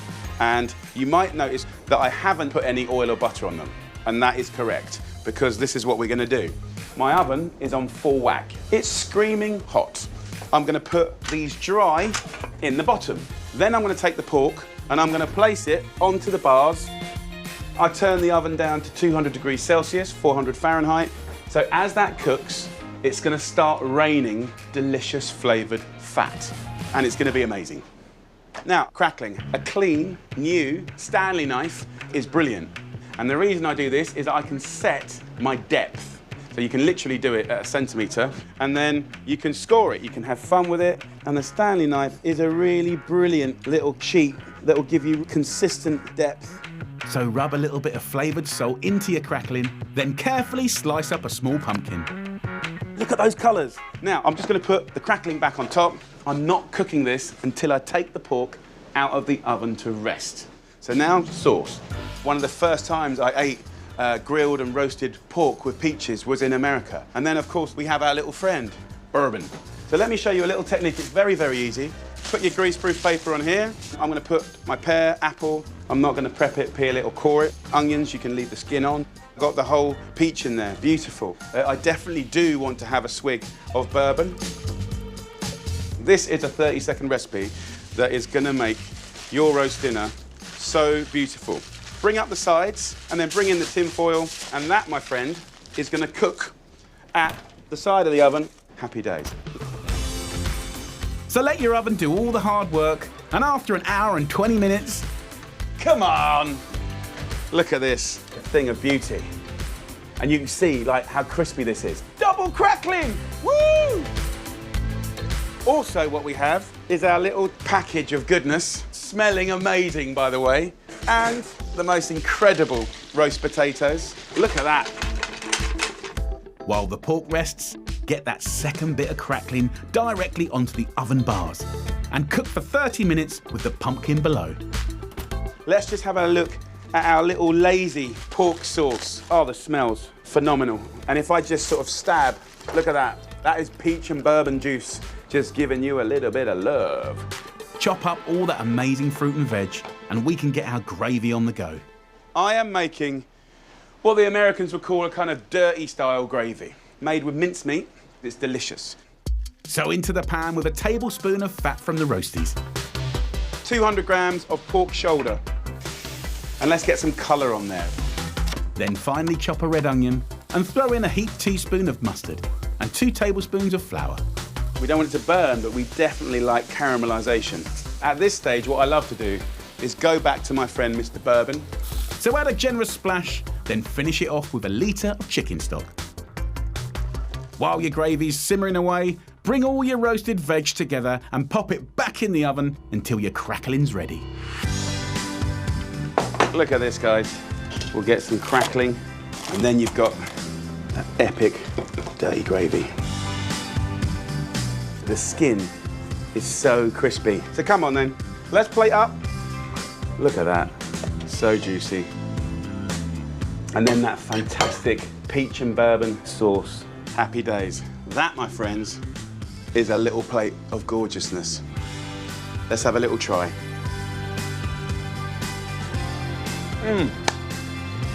The bay salt and that pork, so juicy. Holy moly, the flavours are outrageous. I think this is a roast dinner to try. That little American inspiration, for me, has brought it all together. Absolutely joyful. I think Jodie and Jimmy and everyone in the cafe are going to go crazy for this.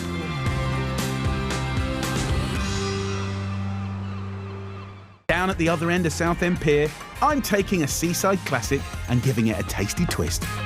Guys, we're going to do an easy version of fish and chips, right? We love fish and chips, but the batter, the deep frying, it's a nightmare at home. But a mixed fish grill with beautiful flavoured butters, roasted chips, this is a meal to savour and feast on. Delicious. This is what I've got today. We've got squid here, which people go nuts for. Royal bream, filleted off the bone. Gorgeous. All of this is sustainable. Clams. And we've got mussels, beautiful. We've got sardines, always fantastic value. And then if you want to spend up a little bit, you've got exciting things like the scallops, red mullet. But the key to a mixed fish grill is cutting and prepping all of the fish so it all cooks at the same time. So there's a couple of things time-wise that we can't shift. That's the whole sardine, because it's whole, so about 5 minutes in a hot oven. And then a clam or a mussel, about 4 or 5 minutes, okay? So these are our kind of gauge here. Then we need to kind of prep everything so it's going to cook at the same time. We've got our red mullet fillet here. Get a sharp knife and we can just gently score each part of the fish. So we're controlling the cooking time by scoring it. It's going to cook quicker. And also we can get seasoning in here. Then we can take our lovely royal bream. This fish is a little bit fatter than the red mullet. We can just score it a little bit deeper. And because this is quite a big bit of fish, we can actually cut it in half. 2 lovely chunks. Then I'll take these beautiful scallops, just score it just on one side. That'll help the heat penetrate. Next up, we're gonna work on the squid. I wanna show you a really fun preparation. Just put your knife through it like that. Open it out like a book. Get yourself just a regular eating knife, and I want you to score the inside of the squid, and what you're doing is creating a texture, like a checkerboard. And then when that squid cooks, it's gonna curl up and become this thing that just wants to grab onto flavour. So last but not least, we've got the prawns. So peel off the shell and carefully run a knife down the back to remove the vein. Here, I've got some beautiful tomatoes. And as they're cooking, it's mixing with the fish and shellfish juices. It's gonna be amazing. Now time to get the chips going. We've got some Maris Piper potatoes, and I leave the skins on because it's less work and more nutritious. Parboil the potatoes for 5 minutes, drain and pop them in a roasting tray with a glug of olive oil and a few sprigs of rosemary, and gently toss together. And I'm gonna pop these in the oven for about 40 minutes until golden and crisp at 200 degrees Celsius, which is 450 Fahrenheit, and they're just gonna be beautiful. So look, the fish is now just waiting to be cooked, and we need to grace it with a beautiful flavoured butter. And the way I think about flavoured butters is there's a whole world of flavours you can have. And more so than that, we'll whack it in the freezer for a rainy day. So let's talk about combos, and let's talk about how to do it. So here, I have some butter. It's got to room temperature. That means that if I put pressure on it, it's malleable. We can kind of infiltrate this beautifulness with flavour. I'm gonna do the classic first. We're gonna start off with garlic, chives, parsley. We can get a lemon, and we can get that lovely fresh zest. Do you know what? I'm gonna go a bit of chilli. So once you've got it to a texture that you like, you just sprinkle it over your butter. Just mush it up. Use your hands, right? We're left with this. And very simply just kind of wind it up like a sausage. I'm gonna take one end and one end like that. I'm gonna squeeze it so it just fattens out, and then I'm gonna twist it opposites. And there you have your flavoured butter. And the combinations are endless. And as it's the weekend, I'm rustling up another with curry powder, fennel seeds, chopped onion, mint and chilli. It's fun, it's easy to do. So come on, let's choose one. Let's take a nice little wodge of our parsley one. I'll put this on the bream and the red mullet. So I might go for that lovely curried one and just pop that in like this. Absolutely beautiful. Turn the oven onto hardcore grill. The chips will stay crispy. And after about 5 minutes, when everything's looking beautiful and the mussels and the clams have opened up, that's when you know it's cooked and gorgeous, and then we'll serve up.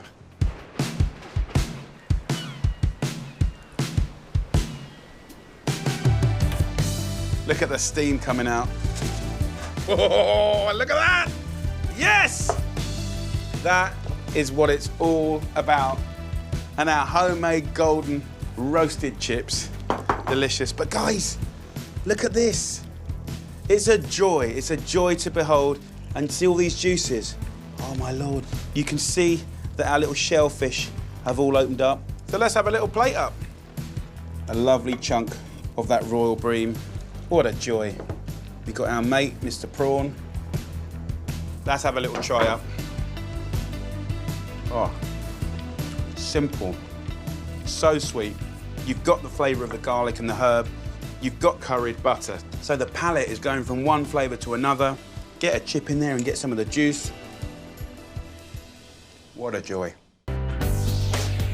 It's the weekend, and now it's time for something truly delicious. We're gonna roast a chicken, but we're gonna take it to a whole different place. Inspired by Korea, we're gonna make an amazing kimchi marinade, and I'm gonna stuff it in these beautiful little fluffy coconut buns. With a slaw, with a sauce, in your mouth. Come on!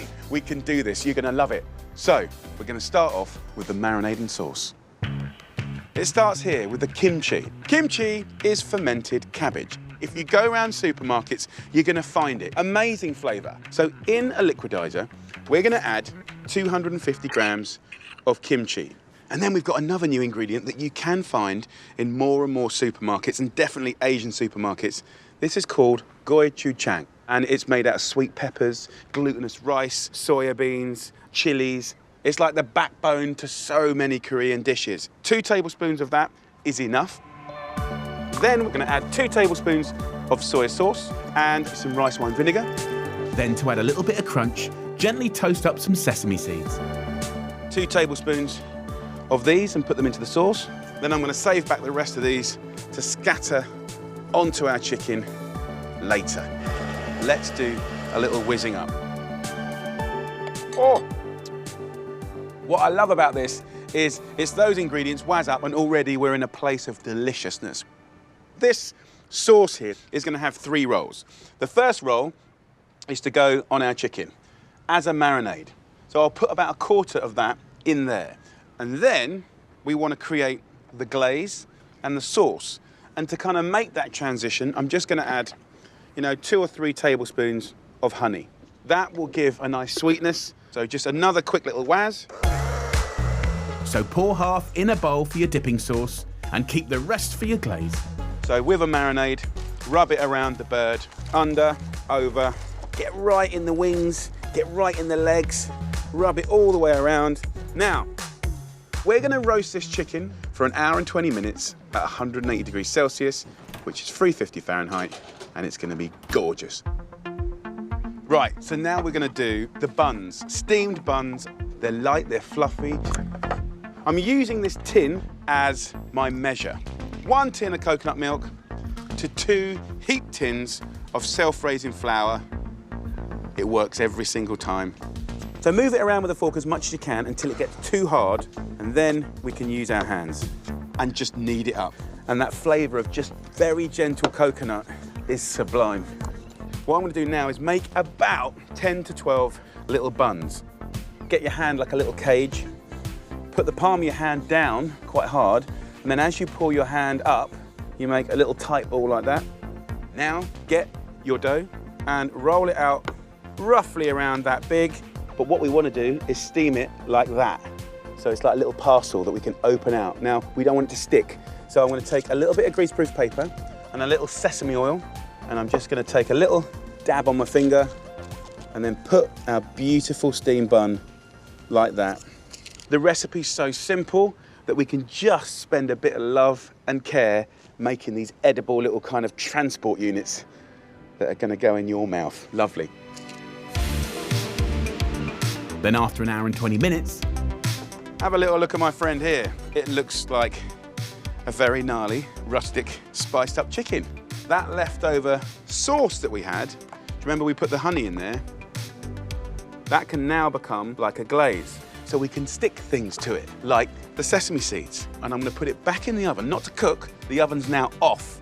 But that heat will just kind of tighten up that glaze, and that gives us like 10 minutes to steam up our buns and make our little slaw. This is gonna be amazing. I'm gonna place these buns 6 at a time in a layer of these steamers. The bread's gonna like rehydrate, it's gonna puff up. Put some water in a pan, get that boiling, and this goes on top. It literally takes 10 minutes to steam. Happy days. so onto the slaw. I've got some bok choy here, I've got some Chinese cabbage, some carrot, and I've got some spring onions, and I've got some chili. Add the zest and juice of 2 limes and a teaspoon of sesame oil. Now the last ingredient, chili flakes, and these are the sweet chilies that go in that lovely chili paste that we've used. They're not hot, they're actually quite sweet and very delicious. And then really finely slice these ingredients. Try and get it thin, not chunky. So just dress this up, almost like shake it in your hands. Let's bring the little party together. Out with the chicken, come on! I mean, look at that, it looks amazing. Imagine putting that on a dinner table. Come on guys, get around, dips, sauces, little bit of slaw. Let's have a look at the buns. Yeah! Right, enough talking. Let's eat. Let me show you how to make one of these buns. This is what it's all about. And I want to hit that with just a little bit of our sauce. Bundle it with a nice wodge of this slaw. So get chunks of the chicken. It's juicy and it's going to be messy. And look at that, my friend. A beautiful stuffed steam bun just for you. Right.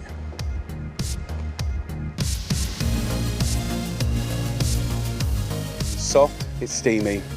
The chicken's amazing, the flavour, the tang, the spice, the long flavours. I'm tasting many, many things here. And I think everyone in the cafe is really going to get stuck in. I want to show you my expression of an Indian dosa. A light, crisp pancake batter filled with amazing vegetables, spices, with an array of sauces and pickles. It's so comforting, so delicious. So for this amazing dosa, you need an amazing fermented batter. It's very easy, but it's a 2-day process, and the fermenting might freak you out. Don't let it freak you out. The fermenting will give you texture, bubbles, and flavour like you won't believe.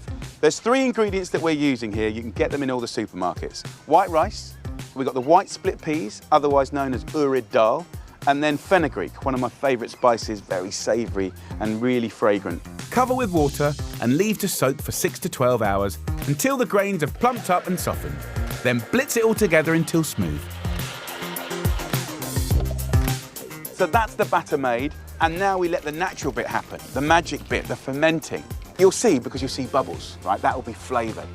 As it's the weekend, we've got time to leave the batter to ferment overnight at room temperature so we can get on with the fun stuff. Now it's all about the filling, and I'm going to do one with potatoes, plantain and squash with amazing Indian flavours. We're going to begin the story with 1 tablespoon of coconut oil, a heaped teaspoon of mustard seeds, a teaspoon of fenugreek seeds, turmeric in the corner. I don't really want to over toast that. Then we're going to add these incredible curry leaves.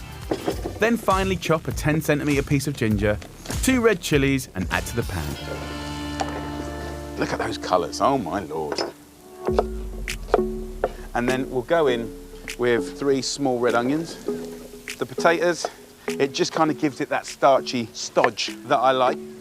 Then there's this little fella, the plantain. I mean, it looks like a banana, but it's more starchy, more substantial. It's fantastic. And then I've got some amazing squash.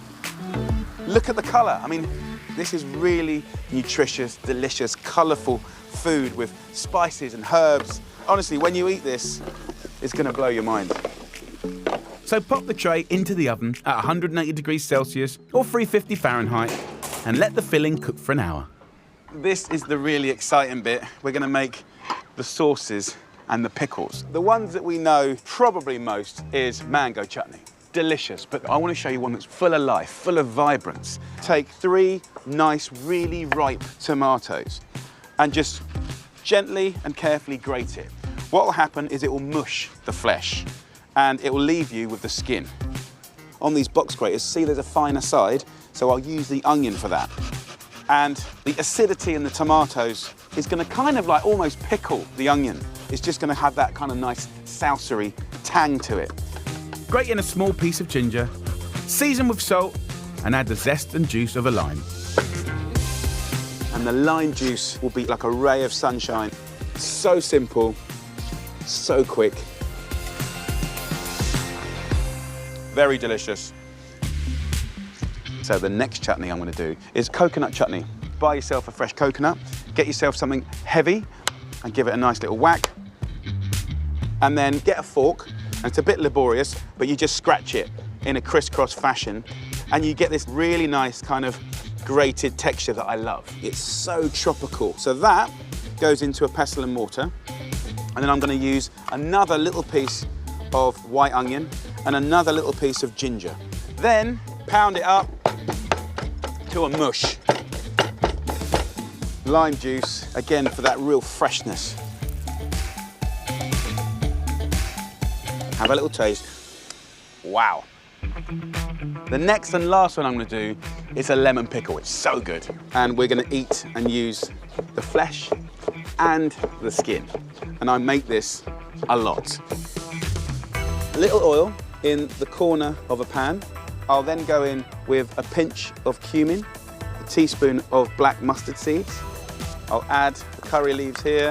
We can spice it up with red or green chilies. As those curry leaves become beautifully crisp, then we simply go in with our lemons. So 30 seconds in a pan is all you need. But what's really mad is something very magical happens as this now cools down. The natural pectin in the lemon starts to create a kind of, almost a coating. It becomes a bit pickly. Who wouldn't want to dip something in that? Oh. Right, have a look at this, guys. I mean, that, my friends, is an amazing vegetable dish in its own right. But today, that's going to be smushed up a little bit and put in this incredible dosa. So let's get back to the batter. So in the sort of 15 hours that this has been fermenting, there's been an absolute party going on here, and that's what's going to give it that lightness and that flavour. Season the batter with salt and pour a ladle into a lightly oiled non-stick pan. Try and get this dosa as thin as you can. That fermenting, I can smell it now, it's that kind of beeriness. And as that cooks, it'll get crisp and thin. Now what we're going to do is we're going to load it.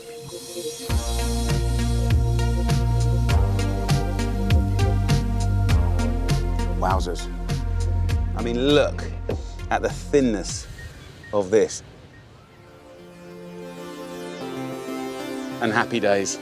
This is like no pancake you've ever had before. This, guys, is a dosa. Those intelligent, brilliant Indian flavours that I love so much. Right, enough talking.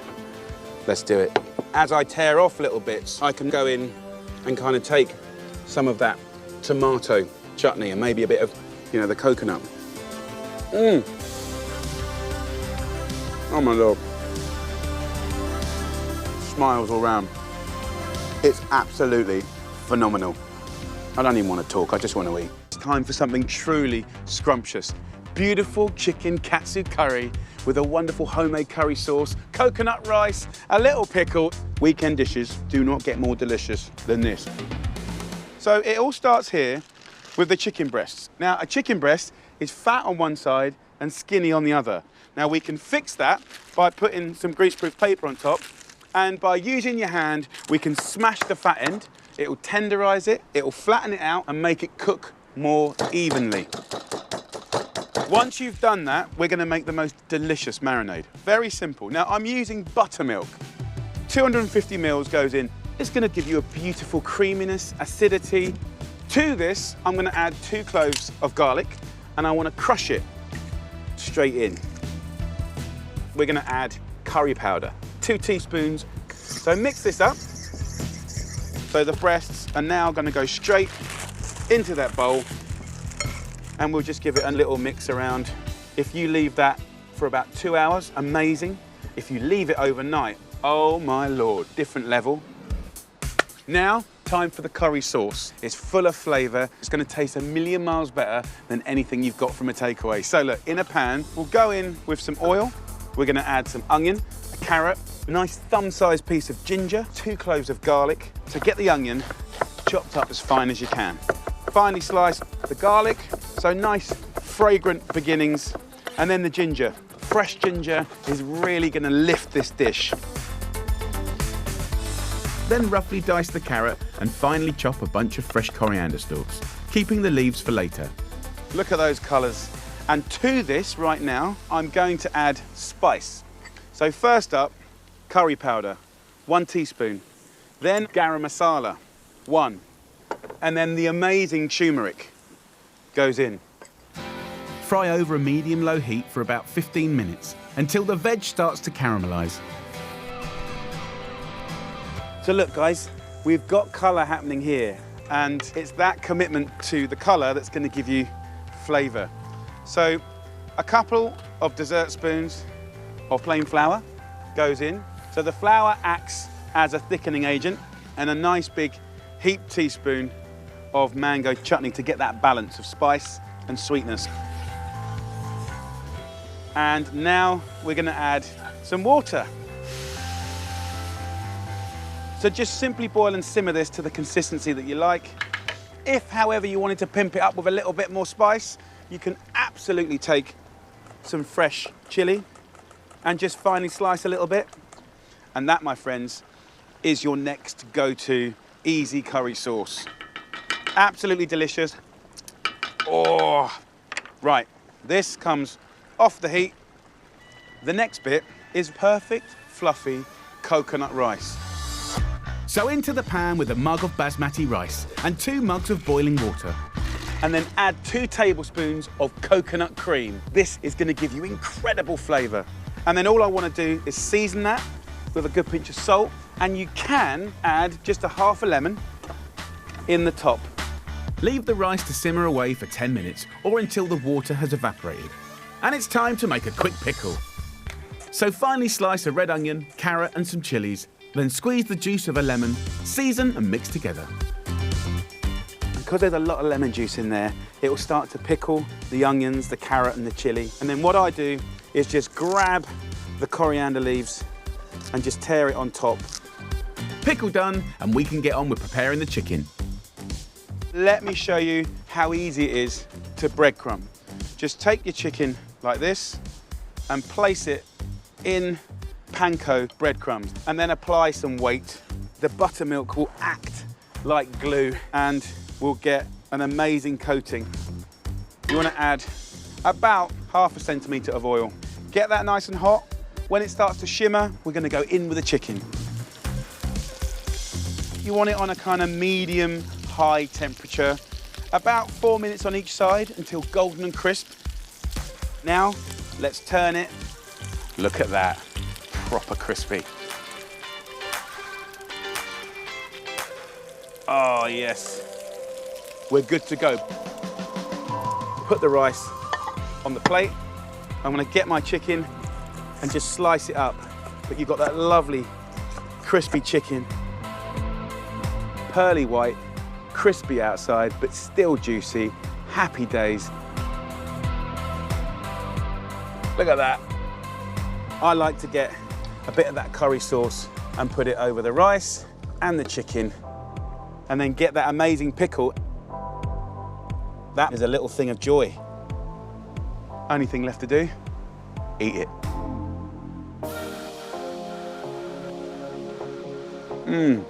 That, my friends, is a treat of a dish. So many flavors, so many textures. It's so crunchy, so comforting. And I reckon everyone in the cafe is just gonna savor the moment. Down at the other end of the pier, I'm cooking up a feast that's perfect for the weekend. It's time for something truly delicious for you to share with the people that you love. We're gonna make amazing seafood risotto. I've got langoustines, mussels, clams, beautiful squid, lovely picked crab with incredible slow roasted sweet tomatoes that are gonna explode in your mouth. So tasty and so beautiful. But I'm gonna start with the tomatoes because I wanna roast those for about an hour. And I just gotta take them off the vine and just prick. This allows the skin to come off. And I'm gonna put them in boiling water for about 30 seconds. So once you've done that, just get the skin and just take it off. By removing the skin, we're opening up the tomato to flavor.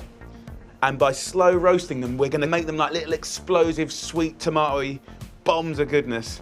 Take the skins and actually put them to the side. I wanna add a few fragrant things. Let's take a couple of cloves of garlic and just finely slice it. Give it a nice season with some sea salt, some lovely olive oil, and I'm gonna take some rosemary and just toss it up like that. It already smells amazing. And I'll cook those for about 45 minutes to an hour at about 170 degrees Celsius until they're gorgeous and sweet. So next, I'm gonna start the risotto, and the base is called a sofrito, which traditionally is onion and celery. But in this story, I'm adding a little friend, fennel. It's so good with seafood. Finely chop the onion, then celery. I've clicked back these outer stalks. We can use that in our stock, but the base, that's the heavenly part. It's dense and delicious. But then these yellow leaves, we'll click these off, sprinkled at the end. This is gonna be amazing. Look at that, beautiful. So I'm gonna take about half of this fennel. It's one of my favorite vegetables. So look guys, that's the beginning of the story. That's the sofrito. And we're just gonna slowly fry this off, and we'll let that sweat for about 10-15 minutes until it's sweet and intense and delicious. So next up, the very special spice, saffron. By weight, still one of the most expensive products in the world. And these are the little stamens of the crocus. But what amazes me is how just that can make a difference to a plate of food. So just grab yourself a little dish, and I'm gonna use boiling water from the tomatoes, and as that infuses, the smell and the colour are gonna transform this water. Extraordinary. I'll let that continue to infuse. So let's prep some fish, guys. This seafood risotto, I'm going massive today. So I've got crab, I've got langoustines, right? So what we can do very simply is take the tail off. We can just squeeze it into itself. We can just peel that and get that lovely sweet meat out. I'm just gonna slice them up. Then let's get our squid. Just take the time to finely slice it, make it delicate. We've got amazing seafood in Britain. There's so much of it. We've got mussels, we've got clams, we've got crab. All nice and sustainable. What a beautiful celebration of British seafood. Amazing. I now want to show you how to make a fish stock.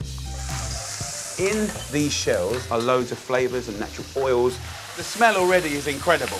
Also, we can add some fish bones. Now, if you go to a fishmonger's and ask for some fish bones, full of flavor. And then we'll go in with all those offcuts. Nothing's going to waste. It's all flavor. You can put in a few herbs, bay leaves, all the little burnt bits. Kiss it with a little wine, and it will start to clean the bottom of the pan.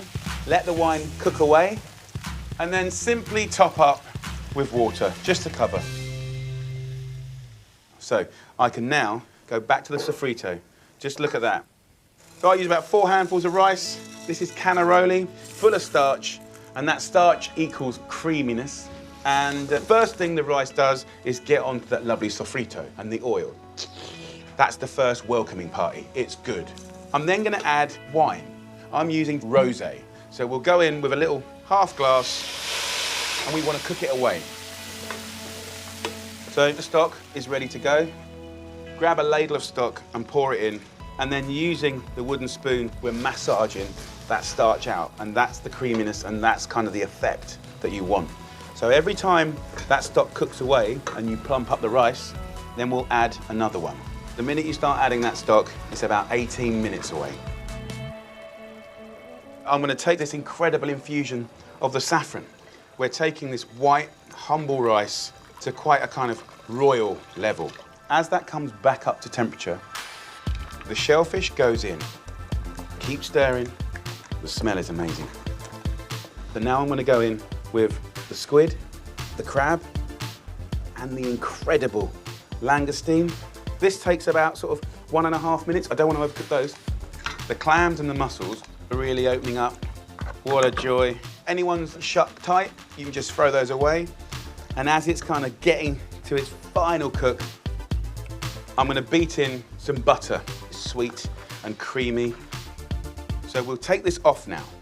Parmesan goes in to season it. So you might think I'm gonna serve it up right now. No, shake it, taste it. Oh, but hold yourself back. Lid on top. Relax. And Nonna told me this. It's very important. She was right. They're always right. So, 1 minute.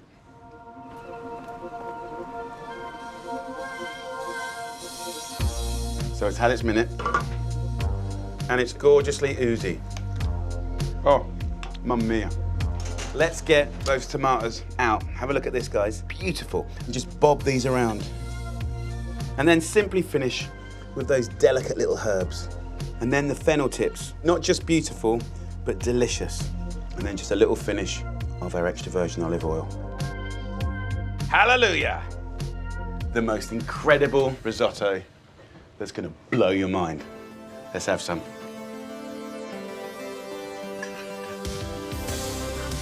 Oh my Lord. Delicate seafood. That explosion of sweet tomato is another level. The rice is so comforting. It's really oozy. But then every mouthful is different, right? You might get a little bit of clam, you might get a little bit of mussel. Such joy. I'll tell you what, that is a very, very special dish for a very special guest.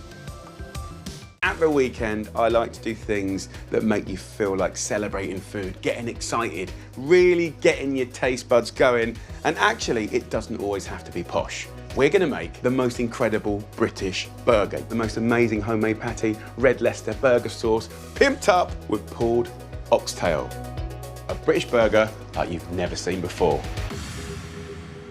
We're gonna start with oxtail. And before you run away and say, no, you've got to stay with me on this because it's next level stuff. So I've got 1 kilo of oxtail here. You can get it in any butcher's. So some basic seasoning with salt and pepper.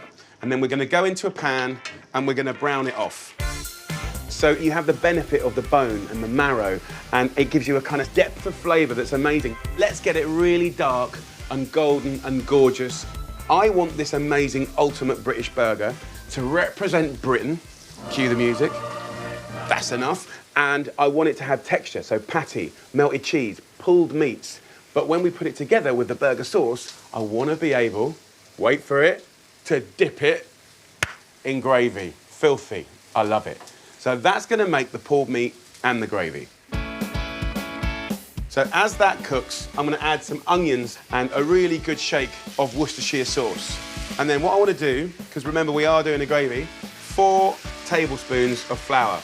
So I'll take the oxtail out now and put it into a little casserole pan, just caring enough to start getting colour even on the flour. And it's all going to add to the richness of the gravy.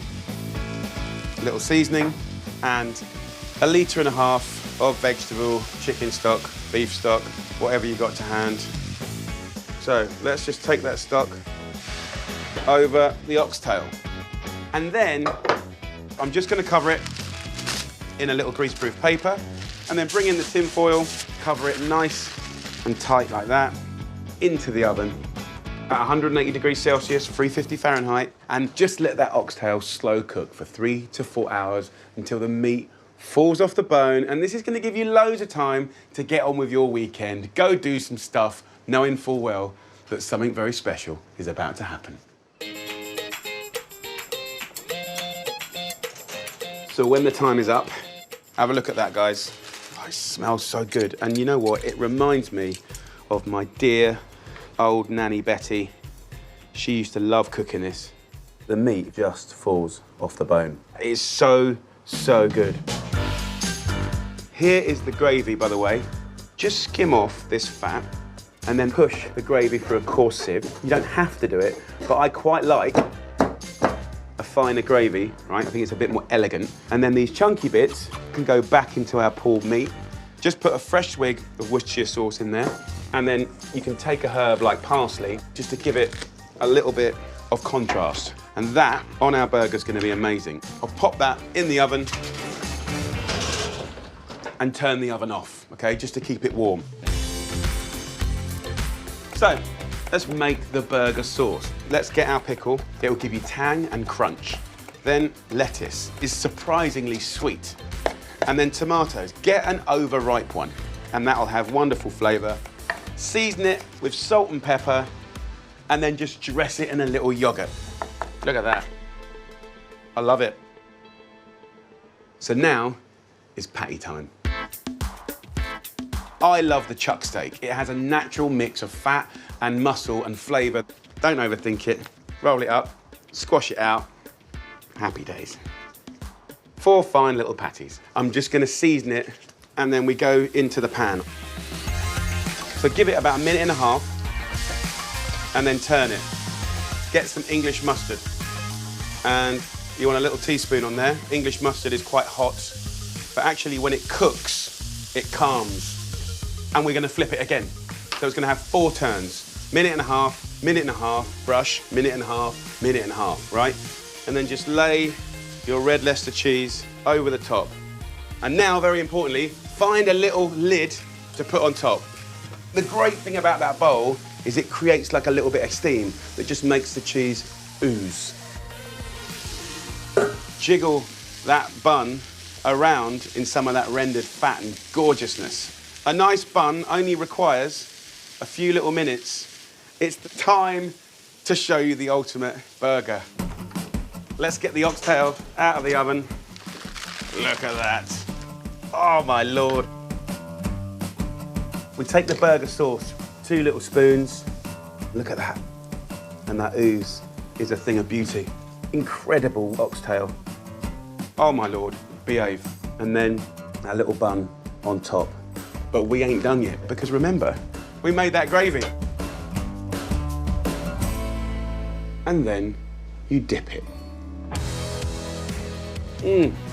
There's no polite way to eat this. It's gonna be messy, but it's gonna be one of the nicest things you eat. Pure indulgence. Oh, Down at the other end of the pier, I'm cooking up a feast that will add a little bang to your Sunday lunch. It's the weekend and it's time for an incredible roast like you've never had before. I'm going to show you how to make gunpowder lamb, an amazing Southern Indian inspired dish, gnarly, crispy outsides, but blushing and sweet in the middle. With incredible coconut rice, pineapple salsa, the best feasting meal ever. And it all starts with a gorgeous leg of lamb. So ask your butcher to debone and butterfly it for you.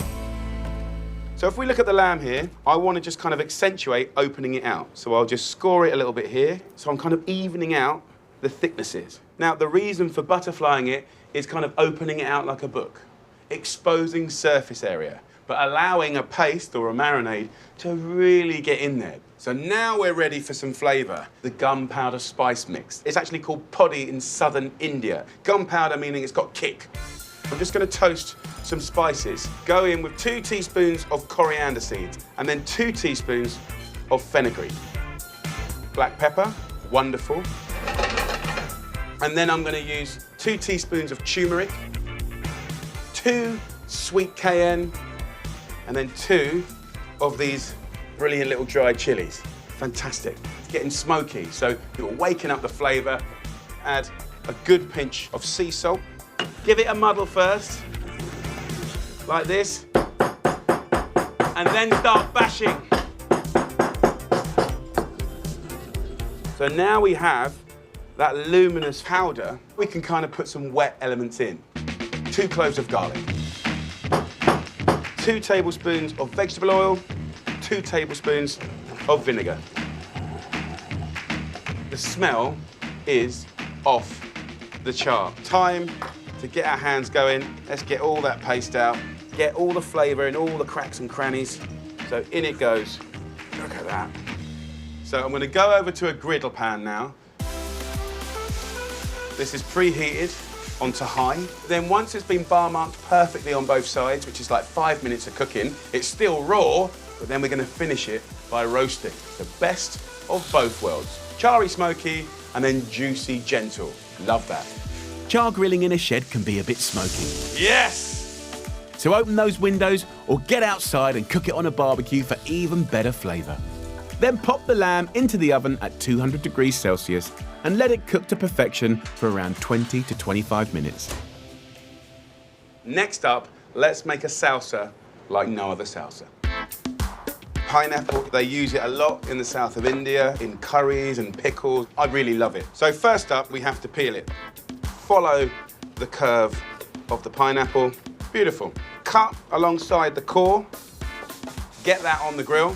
Then we want some onion. Cut it into quarters. And again, these will go onto the grill. So while that's going, let's create some background flavour. First up, lime, the zest. And if you imagine some of these fragrant elements with the rich lamb, it's going to work so well. Look at that. I'm going to use just a little bit of coriander stalks. Some people discard these, but if you finely slice them, they're so delicious and crunchy.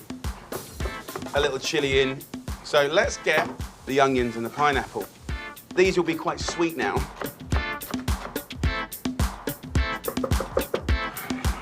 Look at that. So, salsa done. Now, what we're going to do is the most amazing coconut rice. A tablespoon of vegetable oil goes in, then go in with a couple of teaspoons of mustard seed. Then we go in with curry leaves. And as they're frying, I'm going to get a couple of chilies, scrape the seeds out. That's removing most of the heat. And then in there we go too. So let me give you a fail-safe rice quantity. So for 4 people, you want 1 builder's mug of rice. Now, to every cup of rice, you want 2 cups of water. Season it, and then last but not least, some coconut cream. It's got the most fantastic tropical flavour. And I'm gonna crumble that in. The gas is on full whack. That'll take about 12 minutes to cook until light and fluffy. Then I'm gonna turn the heat down and let it kind of sizzle to give you a crust. This has had just over 20 minutes. Look at that. We'll let that rest, and we want that to rest for like 15 minutes, okay? Gunpowder juices. Oh my lordy lord. What I want to do now is a beautiful, simple mint yogurt. Get yourself a nice little bunch of mint. Put it in there with a good pinch of salt. Smash it up to like a little paste. Take some beautiful organic yogurt and then marble it in. Look at that. Let's get it going. I'm very, very excited. Gunpowder lamb. Imagine carving this at the table. It's time for the rice. Before you get to burning, right, there is a really sweet spot that's called crispy bits. So go around the rim of the pan with a little spatula, because what you're doing is trying to make it not stick. I want to turn it out like a sandcastle, right? Put this plate or board on top and just confidently go 1, 2, 3. Fluffy on the inside, crispy on the outside. I've got a few little poppadoms in the story, beautiful. And then I've got the lamb. We then have that complete surprise contrast of that pineapple salsa. A nice little bit of mint yogurt, absolutely beautiful. A few little bits of coriander, and Bob's your uncle. It's time to eat. All right. There's so many exciting things going on. Gunpowder spices, the gnarly outside with that really juicy, blushing inside that's sweet and delicious. And then you go for the mint sauce, the coconut rice, then the pineapple salsa. Davina, Jimmy, and everyone in the cafe, they're going to be making some very happy noises.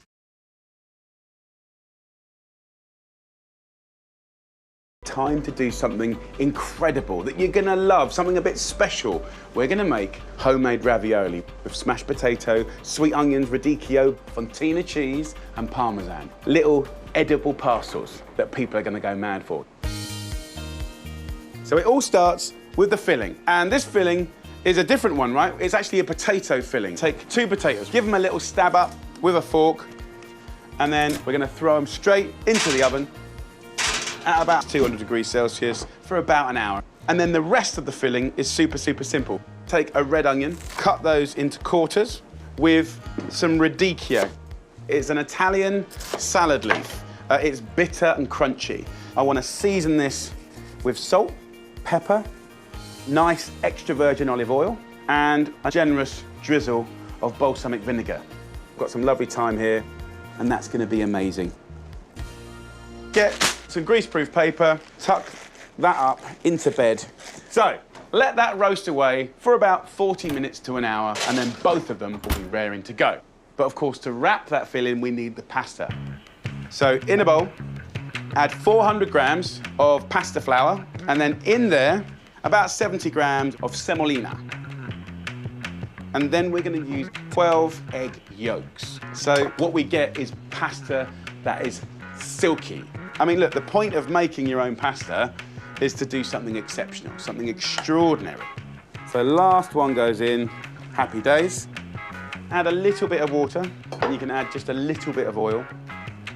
And then we'll use a fork to start off with. You want it tacky, but not sticky. You want it pliable and malleable, but, you know, not hard. If it's too hard, add some water. If it's too wet and sticky, add some flour. Easy. Now that we've got a nice little texture in this bowl, let's knead it. So put your weight into it, push it away, bring it back. There's no real right or wrong way to do it. Once you've done that for about 5 minutes, what you'll have is an amazingly silky, elastic dough. And if you touch it, you can see it bouncing back. So what we need to do is now let it relax. So cover it in a damp cloth or a little bit of cling film. So wrap it up like that. That'll be ready in about half an hour, 40 minutes, and then we can make ravioli. Once cooked, take the fillings out of the oven, finely chop the radicchio and onion, and scoop out the potato from their skins. And then cheese is going to be what kind of makes this sort of holy trinity of flavors. So I'm using Parmesan, but I'm also using Fontina. But the nice thing about this is you can use any cheese you can get your hands on, as long as it melts nicely and it tastes delicious. Mix it all together and season to perfection. Take chunks about this big. Just roll them into little balls. And of course, the size of your ball will control the size of your ravioli. So now for the exciting bit. It's very, very simple. I use the pasta machine, and I think that is much, much easier and more consistent. So for the first couple of goes, go onto the widest setting, roll it through, fold it in half, and lightly flour it. And then each time we run it through, we'll go down a notch. So every time you take it down a notch, you're making the pasta sheet thinner and thinner. There is our lovely sheet of pasta. Right, let's lay it out and just put a little bit of water in there. Take our filling and just lay it about 2 centimeters away from the edge. And then once we've done that, just flop it over like this. And it's quite malleable. Use your fingers, not your fingernails. You don't want to cut through the pasta. Use the little curve of your finger to just, you know, slowly hug around that ravioli and go from one side to the other. And then we use our cutter or our knife to just clean up the edge all the way along the length, in between the gaps. And here is your homemade ravioli. That, my friends, is a thing of beauty. We're going to put this into boiling water for about 2.5 minutes. We'll season that water with salt. Now, while that's cooking, what I want to do is toast off some hazelnuts on a medium heat, right? I'll put them into a pestle and mortar. Just pound up half of the nuts to a powder and then just crack some. Then I'll go into the pan with a little olive oil and then some thyme. Then I want to take just a little bit of butter. I'm going to take those delicate ravioli and a little bit of the water into the pan. And the water and the butter will emulsify. Let's plate it up. And you can see how delicate that pasta is. Look at that. Put some of that lovely butter around the plate. Get some of those hazelnuts. And then, bit of Parmesan. And that, my friends, is a ravioli worth savouring. So let's get in there. Oh my Lord. Flavour explosion. The feel of that fresh pasta is like nothing else. It is so silky. And the flavour you get when you first put it in your mouth is that thyme, butter and hazelnut. So it's quite light and tangy. But then when you bite into that dark middle, it's bassy. It's bitter, sweet, like gorgeous cheese. They are the silkiest, smoothest little mouthfuls of joy that you're ever going to eat. Down at my beach hut, I've got a great little recipe that gives you a whole new way to cook your meat and all the trimmings.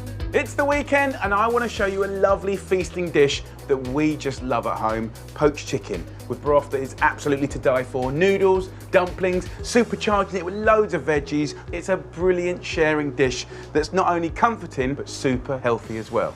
So first up, we start with this.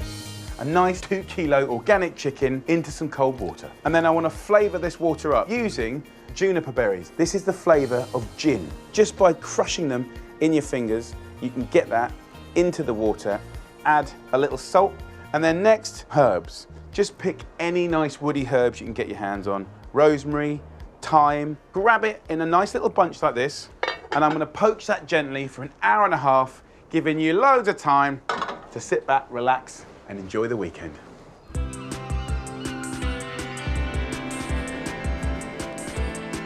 So we've had an hour and a half, and I just want to show you what's going on in the pan here. The natural fat comes to one side. So what we can do is get some of that lovely fat and keep it, because we're going to make the most amazing dumplings. And why make it from butter or oil when you can make it from chicken fat? Delicious. While that chicken's just kind of ticking away, what I can do is get some veggies in there. So celery, we've got these lovely leaves that we'll save for later. Cut that in half and then into quarters. The carrots we can half. Onion into eighths. And then last but not least, fennel. It's got an aniseed flavour when it's raw, but when you cook it, it's just a really fragrant, delicious, sweet vegetable. So again, take this inner herby part here, and that can go alongside our celery leaves. So these herbs will be brilliant, sprinkled on the hot broth at the very end. So the fennel into eighths. So the perfect time to cook these veggies is about half an hour. We're going to get the flavour from all the veggies kind of cooking into the chicken and vice versa. So next up, we're going to make the most beautiful little dumplings. So it starts with 120 grams of matzo meal. You can get it in all the supermarkets. Add 4 eggs to that, and this makes the most fantastically light and delicate dumpling that sucks up the flavour from the chicken broth, and that is what it's about. Season up with salt and pepper, and then this fat that we've skimmed off the chicken. We're going to absolutely utilise as much of that flavour as possible. Give it a good little mix up. Get a little matzo meal on my board here, like that. So roll the little dumplings with slightly wet hands, and you'll get a lovely little ball, just like that.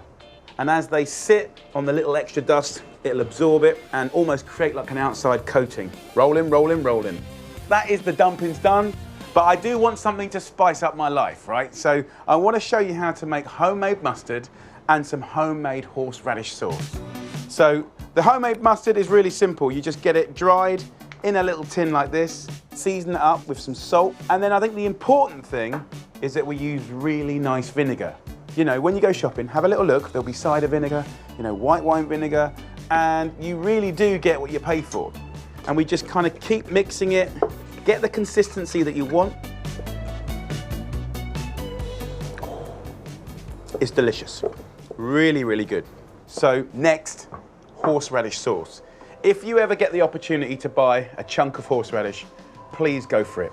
Just peel the outside like that, then get a fine grater and just have a little grate up, and then add it to either yogurt or creme fraiche. This is going to be a horseradish sauce with attitude. Now I want a bit of acidity there to sort of balance it, and I'm going to use a lemon. Just a little bit of sourness is going to be amazing. So look, in no time at all, we've made 2 beautiful sauces. Of course, you could just open a jar. Of course you can, and it's delicious, but not that delicious. Let's move the chicken over here. Look at that. Use a little sieve and just pour some of this stock over these dumplings. And by now, this broth is tasting incredible. Put these back on the heat now and get that chicken stock boiling, reducing, getting more intense. And then I want to just cook that for about 5 minutes. And what's nice is as they're boiling, they're sort of spinning around, swelling up, sucking up that chicken stock. And we can add to that. We can add kind of vibrance. So we can go in of seasonal peas, broad beans, but even in the winter, frozen peas are amazing. Also, noodles. It's just the sort of thing I love in a bowl to kind of slurp on. So in with the noodles for another 5 minutes, and we're ready to go.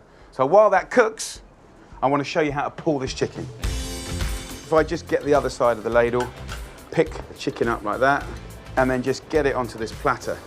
And then on the platter, let's move the veggies in. Look at that.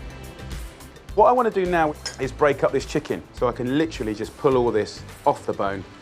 The cooking's done all the hard work for you, and it's very, very tender now.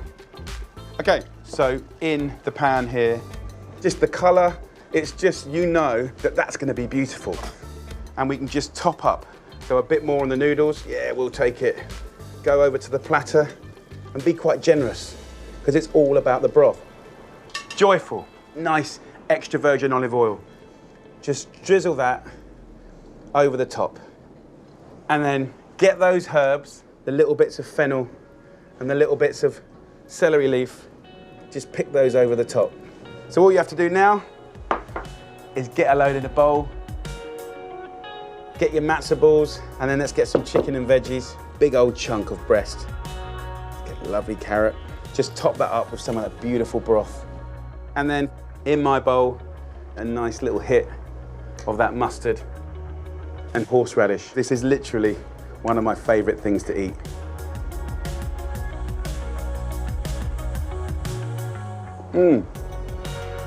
Delicious.